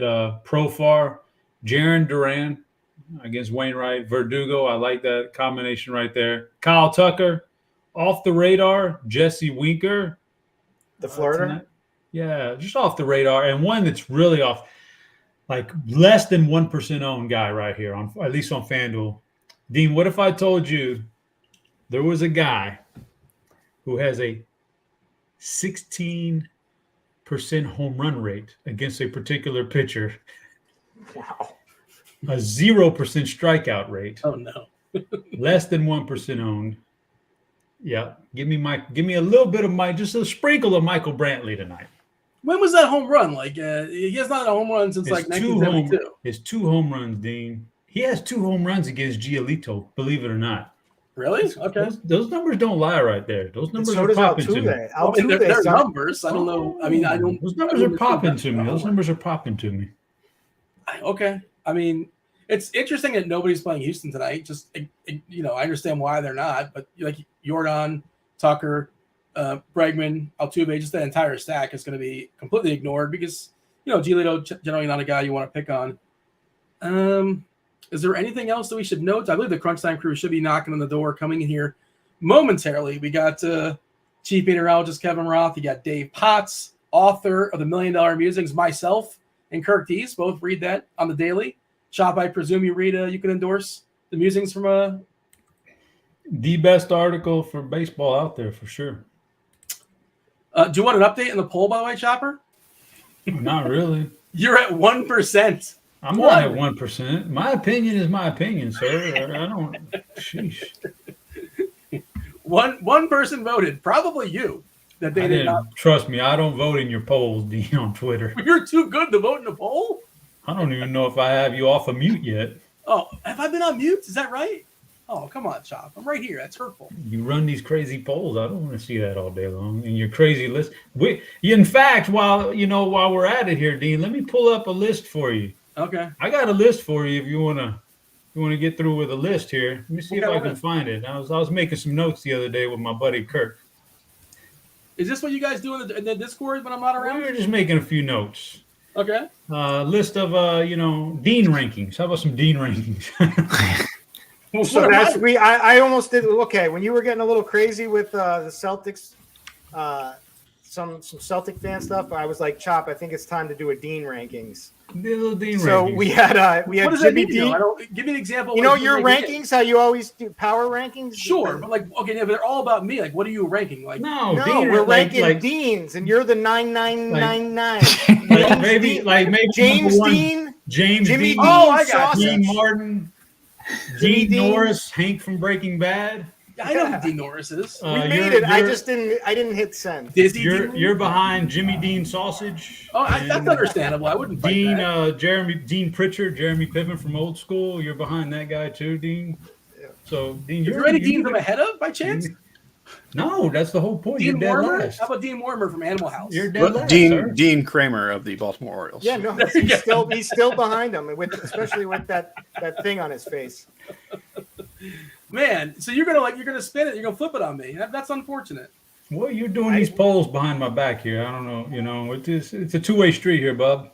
So Roth, Potts, and Carty, one of you guys have seen Game of Thrones, I presume. Earlier in the show, somebody on the show said that Tyrion was their least favorite character, a terrible character. And like Roth, I ran a poll on Twitter, and it's that 1% on people that don't like him. Have you seen the show? I see you reacting. So I assume that you're going to be saying that's egregious. I love my guy Chop, but that is a terrible take. I didn't say. See, Dean's twisting. I didn't say it was the worst character, unless I did. Maybe I did, but I just say it was a very uninteresting and boring character for him. Oh, he's probably the best character on the whole show. That's Yeah, like again, that's I'm insane. not running a poll to try to dispute that. That's the I point. just did. You have your opinion. You have your opinion. opinion. I have my opinion, and we move on. Carty, you seem like a Game of Thrones guy. You don't have a take here? I mean, it's awful. Like that's the worst take you could possibly have. I'm okay with this, considering who this is coming from, Dean and Carty and Roth. I'm okay with my stance now. I'm in good company. If anything, I'm bringing them down. Yeah. Exactly. The reverse naming list is pretty hilarious, though. That you got Dean with putting him on the bottom of his own We're list. still working on That's it. good stuff. You'd be like the dean of any random high school. Yo, that's how I put Ranked that. above But him. Dean, education in parentheses of Yeah. colleges. Yeah, that's good. Roth, we're going to step aside and get out of here. Big boy slate. You got 12 gamer on DK and 11 gamer, of course, on the Fanduel sponsored Crunch Time. Did what I mentioned a couple times before. I'll go ahead and drop the link in chat before we get out of here. But Roth, the people want to know about your Weather Edge tool that is free. On behalf of myself and Chop and Kirk Dees, y'all enjoy your weekend. Enjoy the rest of the show. Enjoy the Fanduel sponsored Crunch Time. We're stepping aside. We're out of here. Okay, good stuff as always there by the GrindersLive crew. This is it. This is the moment you've been waiting for. It is indeed crunch time. Sponsored by FanDuel. Sign up for the FanDuel Sportsbook today. New users get a special bonus. You bet $5, you get $200 back in free bets, regardless of if that bet wins or loses. Got some good stuff going on there. And joined by a couple of the sharpest minds in the biz. One, Mr. Dave Potts, a.k.a. Cheeseisgood. What up, Cheese? Well, not too much. We got a pretty fantastic slate, at least in terms of plenty to like all over the place. So I consider that a good thing. Okay. Well, looking forward to hearing you break that down. We got Carty as well, the creator, inventor, and CEO of The Bat. He is the Sultan of Stat, the one, the only Derek Carty. What up, Carty? Not much. How's it going? I came up with Sultan of Stat yesterday, and I was very excited to use it. And you're going to be hearing a lot of that going forward. Hey, Weather Edge is free today. And if you guys are unaware of what Weather Edge is, it is a completely unique tool. I invented it with this noodle right here, partnered with a weather data company. We went back, looked at the game logs of every game since 2000, pulled all the weather and all the outcomes. And so now when we forecast for a game, we know that the temperature is X and the winds are Y. It automatically pulls all of those similar weather games from the past and kind of works as a projection to show you, all right, what has happened in, let's say, Cincinnati, where it's in the mid 80s and winds are blowing out? And the answer is in X amount of games. It's been great for runs and home runs. So if you haven't checked out Weather Edge, please do. I put like 2 or 3 years of work building that thing, and it's a pretty sweet tool. So go ahead, check that out, and then that's all you got to do. You got to hang out, listen to these guys. They'll tell you what to play. And that's pretty much it. No weather concerns today. My favorite hitting spot is Colorado, and not just because it's Colorado, but because it's Colorado and it's 90 degrees and the winds are blowing out. So we got a lot of good stuff going there, and that's it. I mean, that's a pretty good weather report, right, Cheese? It is. As part of what just adds to this slate, there's a lot of good hitting weather. Yeah. And there's a lot of great pitchers. There's a lot of great offenses. Yeah. And you can kind of really afford whatever you want too, which still doesn't lead to that much chalk because there's so much to like. Okay. Well, let's start breaking it down and let's kind of dive into some cash. Cheese, you can lead us off with some pitcher talk. Whew. So personally, I've got basically a top 4 and then one cheap guy. And that is leaving Framber Valdez out of the top 4, which would be 5. I like Valdez, but I don't know, on this slate, the other 4 guys are just better strikeout pitchers. So there's more like chance for big upside. It's Montas, Skubal, Rodon, and Ray. I don't care at all how you rank them and split them up. And really the salaries are all pretty close. Personally, for me on DraftKings, Montas is just too cheap. And I will call him the SP1. On FanDuel, Robbie Ray is the guy who's a little too cheap. But he's also the guy I trust the least, even though they're all more or less the exact same really good pitcher. So I prefer to try to get Skubal or Montas. And then if I have a little bit more money, I love Rodon. I just love all 4 of those guys. Mix and match, toss a 4-sided coin, whatever. And then on DraftKings, John Gray is 6,900, which is just too cheap to be facing Detroit. Even not trying to overrate that he's all of a sudden striking guys out like crazy. That's just too cheap. It's not as necessary on FanDuel, but it's fine. But he's only like 600 cheaper than Ray there. So that's pretty much it. Like you can throw a dart at Daniel Lynch just because he's facing Oakland. And like I have one lineup where I went Gray Lynch just so I could load up like a crazy expensive Dodgers stack. But just play those top 4 pitchers and or John Gray, and that's your slate. Okay, great. Carty, some good news and bad news. The bad news is there is already a Sultan of Stat. There is.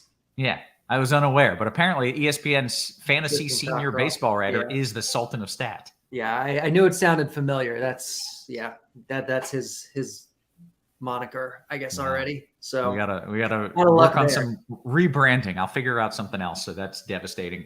The good news is I want to hear your pitcher takes because I want to see what the bat thinks. Cheese kind of likes these 4 guys at the top and a little Gray. What about you? Yeah, so I agree with most of what Cheese said. The thing that the bat would take issue with is the Framber Valdez thing. The bat kind of sees the top 4 as Montas, Ray, Rodon, and Framber Valdez with Skubal kind of like the 5th guy that's like not quite there. I don't have an issue with it. Like I like Skubal. The Texas is strikeout heavy. I don't have a problem. Like if you want to play him, but I do think in cash, I'd probably go with one of the other 4 guys. I think on FanDuel, Robbie Ray is the guy that makes the most sense because of those top 4, even of the top 5, even if you're including Skubal, he's the cheapest. And there's really not a whole lot separating them in terms of projection. We kind of have an interesting dynamic with weather tonight where most games are 80 degrees or higher, but there's a couple that are like significantly colder. The game in Oakland and the game in Seattle are both like 60 degrees, which is a pretty drastic difference from the rest of the games on the slate. And so the pitchers in those games, Montas, Ray, they tend to get a little bit of a boost. And so I like them. Again, on FanDuel, I think you probably just play Ray. On DraftKings, I think you play Montas and then you play one of the other three guys. I don't have a problem with Framber. Framber's the cheapest of all of them. And if you're splitting hairs, he does project just a hair above Ray and Rodon. Yeah, he doesn't come with as many built-in strikeouts, but he does come with a pretty long leash. It's a really good matchup. It's a good umpire. The roof is closed in Houston, so even there is significantly better than these outdoor 80 degrees, wind blowing out games. So, yeah, I mean, that's kind of it. And then I agree in GPPs, John Gray is in a great spot. He's too cheap. And Daniel Lynch, too. He's the one that I kind of thought would be a little sneakier. But that's one of those great weather games. It's in Oakland. It's probably the best pitcher's park in baseball. And, yeah, so yeah, basically that's pitching. Okay, great. It seems like y'all are in strong agreement there. Let's talk about some of the stacks here. You mentioned a ton of great hitting weather, and I would imagine Colorado is, first and foremost in that list, but plenty of other good spots as well. So where are you looking? Yes, I mean, I think the chalk stacks are going to be Colorado, specifically the Padres, but also the Rockies. And it seems like the Phillies are going to get a lot of attention tonight, as they should. It's good weather there. It's hot. They're facing who are they facing? Paulo Espino. What's that? Paulo Espino. Paulo Espino. That's who it is. Okay, yes. So I originally called Pablo Espino this morning. I think I fixed it, but I apologize. Yeah. So I like them. I don't think that any of those teams though are like so far above that like you have to like eat that chalk. Like there are going to be probably, I'd say there's three really good teams that are kind of on that level tonight that are not going to be as high owned. And I think that's the Yankees. I think that's the Red Sox. And I think that's the Cardinals. So that's what I like in terms of getting a little different in tournaments because the chalk is going to congregate on Coors because it's so good. And those teams are just as good. Okay. Cheese, some of your favorite stacks? I definitely agree. Like the Padres are the chalk, and then on DraftKings, the Phillies are added in. Other than that, there's not going to be chalk. There'll be a couple bats here and there that are chalk-ish, but there's so much to like that it just gets spread out after that. And if you're not doing Padres or Phillies, I don't think you worry about the numbers.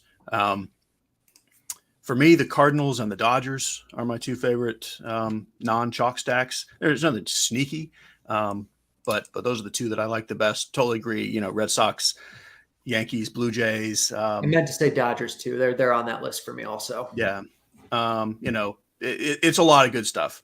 But I do think unless you're 150 lineups, there's a lot of teams you can just cross off. There's no reason to play against any of those good pitchers tonight. There's just too much to love. Yeah. Okay, great. All right, let's go position by position. Cheese, you can start us off and talk about some catcher. We do have a couple good catchers, but it's not the spot to prioritize spending up. Like Real Muto and Will Smith and Gary Sanchez are the three spend ups. But Alfaro will be the chalky cash game play. I like Carson Kelly a lot. He'll get a little attention now that he's leading off, but I mean, I wouldn't worry about it. And then if you need even cheaper than that, you can do Moreno for Toronto or Andrew Kanizer in your Cardinal stacks. Carty? Yeah, I agree. Alfaro is going to be the chalk. Even on FanDuel where you don't have to play a catcher, you can play Alfaro because he's really good. He's hitting fifth tonight. He's got the platoon advantage against this bad lefty with a wide platoon split. It's Coors. It's hot. And I like Real Muto if you have the money to get up there. And yeah, if you're going down, probably Carson Kelly. So I am pretty much exactly what she said. Okay, first base. So Luke Voit, I think, is going to be, especially on DraftKings, very chalky tonight. He's hitting cleanup for San Diego. He's in Coors. He's got the platoon thing. He's 3.8 on DraftKings. He's FanDuel. He's cheap there too. He's 3.6 on FanDuel. So he's a guy that I think you prioritize in cash games on both sites. On FanDuel, I think Connor Joe is also viable. I think Paul Goldschmidt in tournaments is super viable on both sites. The Cardinals we've kind of said they're going to be one of those teams that are really good tonight. They're going into Fenway. It's a huge park upgrade, and they're going to be overlooked. So I like them. And, I like Rizzo in your Yankee stacks, that kind of thing. Cheese first. Obvious Luke Voigt chalk, but I don't like him nearly as much as I like Goldschmidt. I prefer Freddie Freeman. I prefer Christian Walker kind of off the board. Hoskins, Vlad. I think you got to spend up at first in most lineups just because it's so good up there. I think Walker is the guy that will get no attention at all, but Goldschmidt's definitely my favorite. Okay, second base. Usually it's DraftKings who has that one random guy that their pricing algorithm just hates. But for FanDuel, it's Max Muncy. I don't know what he did to them, but they are mad at him. So Muncy on FanDuel. DraftKings, Cronenworth's the guy that won't really even be chalky in San Diego stacks because lefty and the price. So I think do that. Just if you're stacking, that's your way to maybe not be mega chalky on the chalk stack. But I like Muncy. I like Brendan Rodgers. I like Tommy Edman. I love the Cardinals. I like Gorman and Brendan Donovan on FanDuel as well. Story is fine. Carty, second. Yeah, Muncy is always just too cheap on FanDuel. Like she said, he's easy to save money with. He's a great hitter. It's a great spot. Cronenworth, I do think, is in play on FanDuel. I think he's great on DraftKings. I think you can also just save money with Brendan Rodgers, though. Like she said, on the other side, of course, he's a lot cheaper on DraftKings. So I like him. I like Story in Boston stacks. I like Edman in Cardinal stacks. Torres in Yankee stacks. That's second. Okay, third base. Manny Machado is pretty much the clear top third baseman on the slate, and I don't think he should be hard to get to on either site. He is expensive, but he's just such a good play that I think you make it a priority and you get there. I do like Josh Donaldson quite a bit, especially on FanDuel. I mentioned I like Yankees tonight. Donaldson's a great play. Devers in your Red Sox stacks, Arenado in your Cardinal stacks. That's kind of the stuff tonight. You don't have to get cute with it. Play the Padres and the good stuff in cash. Play the other great teams in GPPs, and there you go. Okay, Cheese. All the names you mentioned are the correct answers. I think you're allowed to go cheap in tournaments with Longoria. Interests me a little bit. Yeah, the Giants are just one of those teams that is going to go overlooked because of the size of the slate, and they can do some things. Things will be done. Alec Boehm is fine. Matt Chapman, maybe, to get a little off the board too. But like every position, the guy I'm going to pick is going to be the Cardinal if I just get one guy. Who's the Cardinal? You'll forgive him. Arenado. Oh, okay. These seem to be a lot of really good names and a lot of really good players. Are we saving money anywhere here at short, perhaps? Yes, actually, now that you mentioned it. What do you know? Okay. Ha-Seong what do you like at short? Ha-Seong Kim is the chalk because he's cheap. Mm-hmm. Yeah. And, Trey Turner is like the obvious best play, but he's super expensive. And I don't think this is a place you prioritize spending up. Like in the Dodger stack, yes, get up to him. But Kim is the place you save money. It's pretty chalky, but that's fine even in tournaments, honestly, if you're doing something different elsewhere. Because everything else is a spend up. Trey Turner, Bogarts, I like Correa, I like the Cardinals guys. Yeah, it's basically down to Kim or spend up. So is this even in tournaments, high ownership? Let's say this guy goes 0 for, he's cheap enough where you're like, you can still win? No, you won't win if he goes 0 for. No. Okay, well, all right. Carty, you want to talk short? Yeah, Kim projects almost as well as Trey Turner and Bogarts, who are the top guys today. So you just take that discount in cash and you don't even think about it. In tournaments, though, you are playing Turner in your Dodger stacks. You're playing Xander in your Boston stacks. Even as one-offs, they're fine.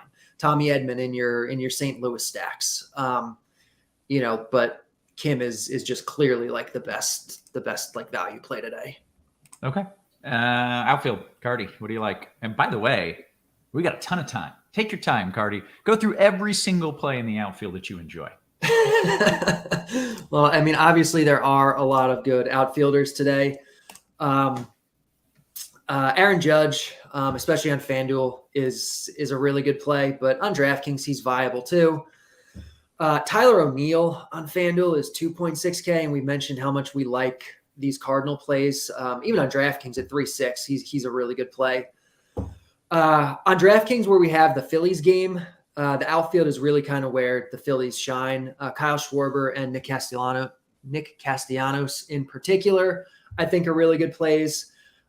You do have San Diego options here, even though it's lefty-lefty. Trent Grisham is 3-1 on DraftKings, so I think Trent Grisham is in play. I think on FanDuel, Connor Joe on the other side of that game is in play.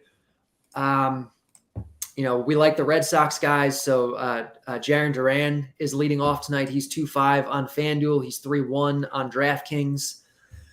I mentioned O'Neill, but Bader in the same lineup is really good. Yeah, I mean, that's a lot of plays. Obviously, Mookie Betts is a great play in your Dodger stacks, in tournaments, even in cash on FanDuel at 3.7. I think he's an option. I think Stanton is definitely an option over there. Outfield's just loaded. There's a lot. Nelson Cruz, especially in tournaments, he's facing a lefty. He's hitting third. The weather there's great.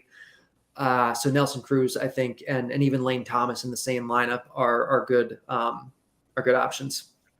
All right, Cheese, your favorite outfielders? Tyler O'Neill, me and everybody else. He's kind of weird chalk, but I like him. Schwarber on DraftKings is not weird chalk, just good chalk. Aaron Judge on FanDuel is not weird chalk, just good chalk. I love Buxton as a spend up. I love Betts as a spend up. Jordan Alvarez, the best hitter in the league that no one is going to play tonight. Carty mentioned most of the good cheap guys. There's always Cardinals out there too. Carlson, Bader, all these guys. But yeah, Duran is probably the go-to cheap outfielder on DraftKings. FanDuel, there's a lot of guys you can throw in there, like Teoscar's cheap again. It's not hard to get under the 3K level. Like you can play Gallo and Grichuk, and Jordan Luplow is batting third, 2,400 on FanDuel. There's a ton to like, and any price range can get it done. So I don't think you have to build your outfield first. I think you can see what you're left with. Okay. Cheese, you got one stack to win it all, single entry. Who you playing? Well, you tell me. I don't know. See if you've been paying attention. The Phillies are smart, but I also think you kind of like the Dodgers, even though they're expensive. Okay, so you were not paying attention. Cardinals, Roth. What have you been Cardinals? doing? I meant Cardinals. I said Phillies. I meant Cardinals. You said Phillies and Dodgers. It's clearly the Cardinals, and that's but that's okay. Thank you for listening. I was close. You were very close. There was red involved in the teams. That is true. At least one of them. Carty, one stack to win it all. Who are you playing? I don't think there's a lot of difference between the Cardinals, the Yankees, the Red Sox, the Dodgers tonight. I'll say Yankees since Cheese took Cardinals, but I'm fine really with any of them. Okay, let's take some QQs. We've got 15 whole minutes. I'm scrolling up a little bit here. Let me just start by saying, before I forget, so Chinatown and I went back and forth for a second. I was on Discord the other night sitting in my chair, and my daughter walked by and glanced at my iPad and goes, "What in the world is a Chinatown, and why are you reading about it?" So, okay. Carry on. Yeah, it's one of the many hanging out in the Discord. Hey, home run pick. Your favorite home run pick of the day. Carty, you get to go first. Have Cheese go first. Okay, Cheese, favorite home run pick. It can be something chalky if you want, or if you feel like you got something off the board, hit us with it. It's not off the board, and it's not chalky. It's Paul Goldschmidt. Oh, yeah, I like that. I like the Goldie call. Carty? I'm going to say Aaron Judge. I do think the Yankees are going under own tonight. I do think it's a really good spot for him. Okay. I'm going to pick someone in the Colorado game. I don't know who. I don't know who's in it. Someone. If you get one homer in that game, you have won. I nailed it. Yeah. Someone in that game going yard. All right. Let's see. Alex, is DK single entry Carty? I'm pairing Yankees. Should I pair the Yankees with the Padres or the Dodgers? Ray and Montas are my pitchers. So you're going to be fairly chalky on the pitcher side. The Yankees aren't going to be too popular.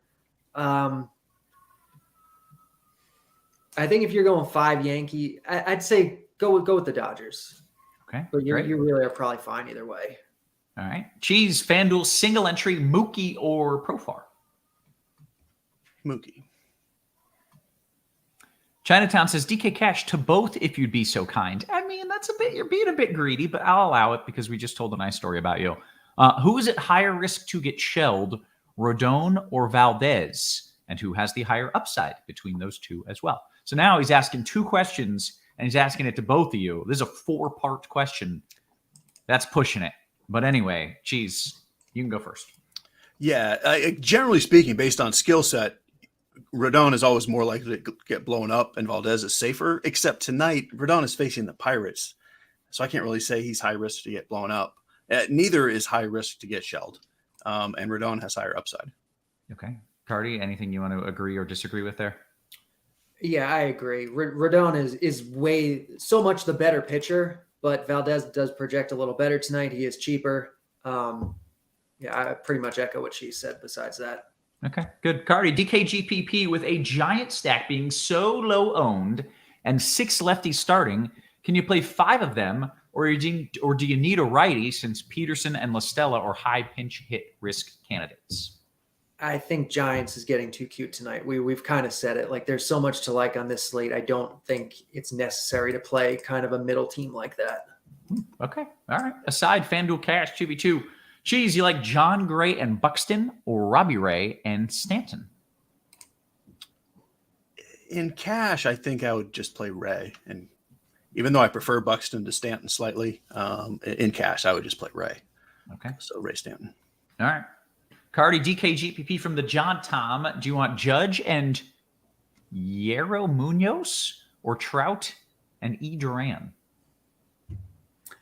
I guess it's Judge and Moon. I don't know how to pronounce his name. Munoz. Although I don't love him. Like, I would probably try to find someone else. Okay.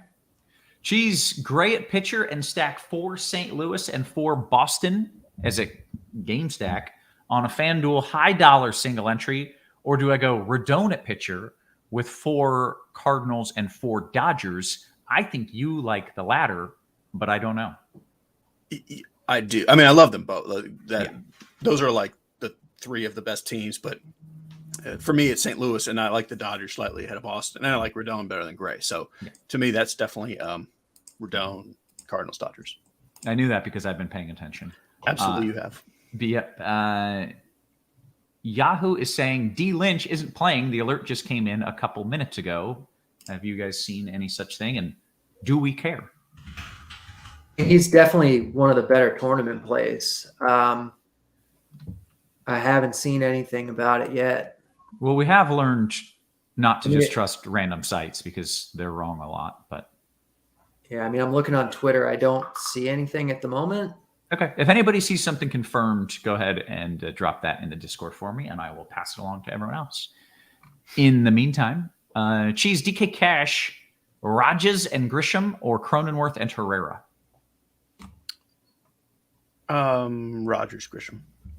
Fix says, Carty, you mentioned the Mets briefly. Are any of the lefties viable there? I don't remember mentioning the Mets. No, I don't think the Mets are very good at all tonight.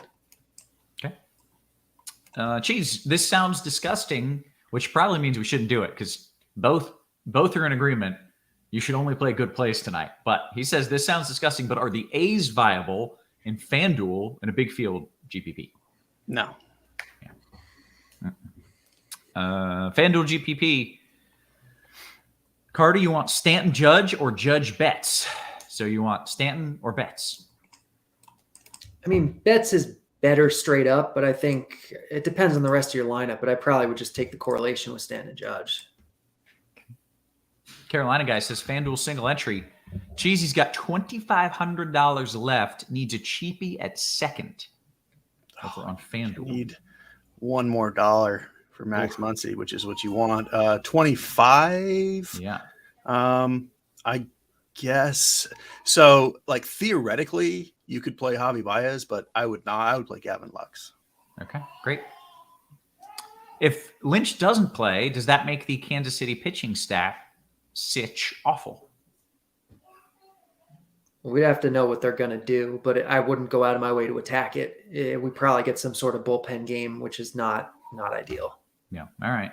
Beaner, Cheese, Scooball, and Scooball or Gray in a FanDuel GPP. Scooball. Great. Aside says, is Voit a must in Padre stacks over on FanDuel, Carty? No, nobody's a must in GPPs. I mean, even in your stack, you can have a Padres stack that doesn't have Voit in it. He'll probably be one of the chalkier pieces. So if you're doing a Padres stack, it's probably a way to make it a little bit different.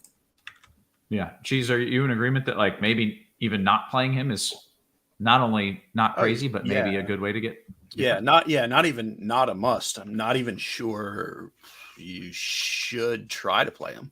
Like play Alfaro instead of Voit, and there's your difference. And Alfaro can hit a home run too. Yeah, great. All right, scrolling up just a little bit. All right, Peter Porker, DK tournament. Your favorite cards in a stack, Cheese, and your favorite pods in a stack. That's fantastic. That's okay. He just wants to know your whole lineup. Yes, he does. I mean, I'm just not even kidding. I like every single Cardinal except kind of Andrew Kanizer, other than on DK. I can't even do it. Like, it depends what position you need. Like, I would fill the Cardinal stack last in that scenario because I love every one of them immensely. I mean, like Goldschmidt and Arenado are the best, and that's obvious. Tyler O'Neill. And the only problem with O'Neill is like that's the one guy that's going to be chalky on that team. But he's way too cheap for his power. Like he's the best points per dollar play in the lineup. Gotcha. So it depends what you're trying to accomplish. But if you're doing a Cardinals Padres stack, you don't want to go the straight chalk on both sides. Like leave one of like Machado, Voit, and O'Neill out if you want to be different. Okay, great. Cloud says, Carty, Profar or Casty in a DK GPP? I mean, they'll both get some ownership. I'll take Casty, though. Okay, I think this is a troll question, and I sniffed it out, but maybe not. Cheese. Mundo says, Pat Burrell for the Phillies is the play at first. Isn't that Pat the Bat, like the old player? Pat the Bat? Good for you, Roth. Yeah, absolutely. He was a thing for a while. It's been a while now. Yeah, I think he was on the Rays at some point, which is how I knew that. All right, let's see. All the questions there picked up. All right, here we go. FanDuel Cash, Cheese. Joe and Pinder or O'Neill and Duran? O'Neill and Duran. Carty, FanDuel last in, Kim or Donovan? Kim. Fick says, assuming that's cash, like he's going to be super chalk. If it's GPP, then it depends. Gotcha. Okay. Fick says, Cheese in a DK GPP, Schwarbs and Ozakar or Donovan and Grisham with a full Padre stack? Schwarber, Ozakar. Great. All right. J Sam says, Carty, is somebody like Belly in play on FanDuel in Dodger stacks as a last piece? This is a GPP question. Yeah, of course he is. Seems to make sense. FanDuel Cash. Is this the same one we just did? It is the same one. I think it's because at the end he put something in parentheses for you. I got you. Okay, so we're going right back to it, Cheese. FanDuel Cash, Joe Pinder or O'Neill Duran, or you can swap Duran for Teoscar if you think that's better. I would play Teoscar over Duran, but Duran's probably a little more likely to get you something. Personally, I'd play Teoscar. Yeah, well, you don't want something, Cheese. You want bombs. That is correct. Yeah, that's what Cheese does. Cheese hunts bombs, ladies and gentlemen. Beaner, is Torres okay in a FanDuel GVP? Carty, Any interest in Torres? Yeah, it's Gleyber Torres, I assume. I like the Yankees a lot tonight. He's definitely in play. Okay. All right. Jump back over to the old YouTube, see if we got a few QQs there. All right, here we go. DK 1v1. Cheese, Donovan or Grisham, single entry, last piece. Donovan. Okay. Carty, Jason says Luplau and Kelly versus Smeltzner. Yeah, I'm fine with that, especially on FanDuel. I think Cheese mentioned him. Luplau is really cheap. Kelly, less viable on FanDuel because of the catcher thing. But yeah, they're fine. Luplau I like more though, and Kelly, I guess Luplau more on FanDuel, Kelly more on DraftKings. Okay. I don't know if I got this question. I scrolled up some. I'm just picking a random one. Cheese. DK tournament. If I'm using Rodon and Gray and a Padre stack, would you prefer Voit or Profar? I can't get them both.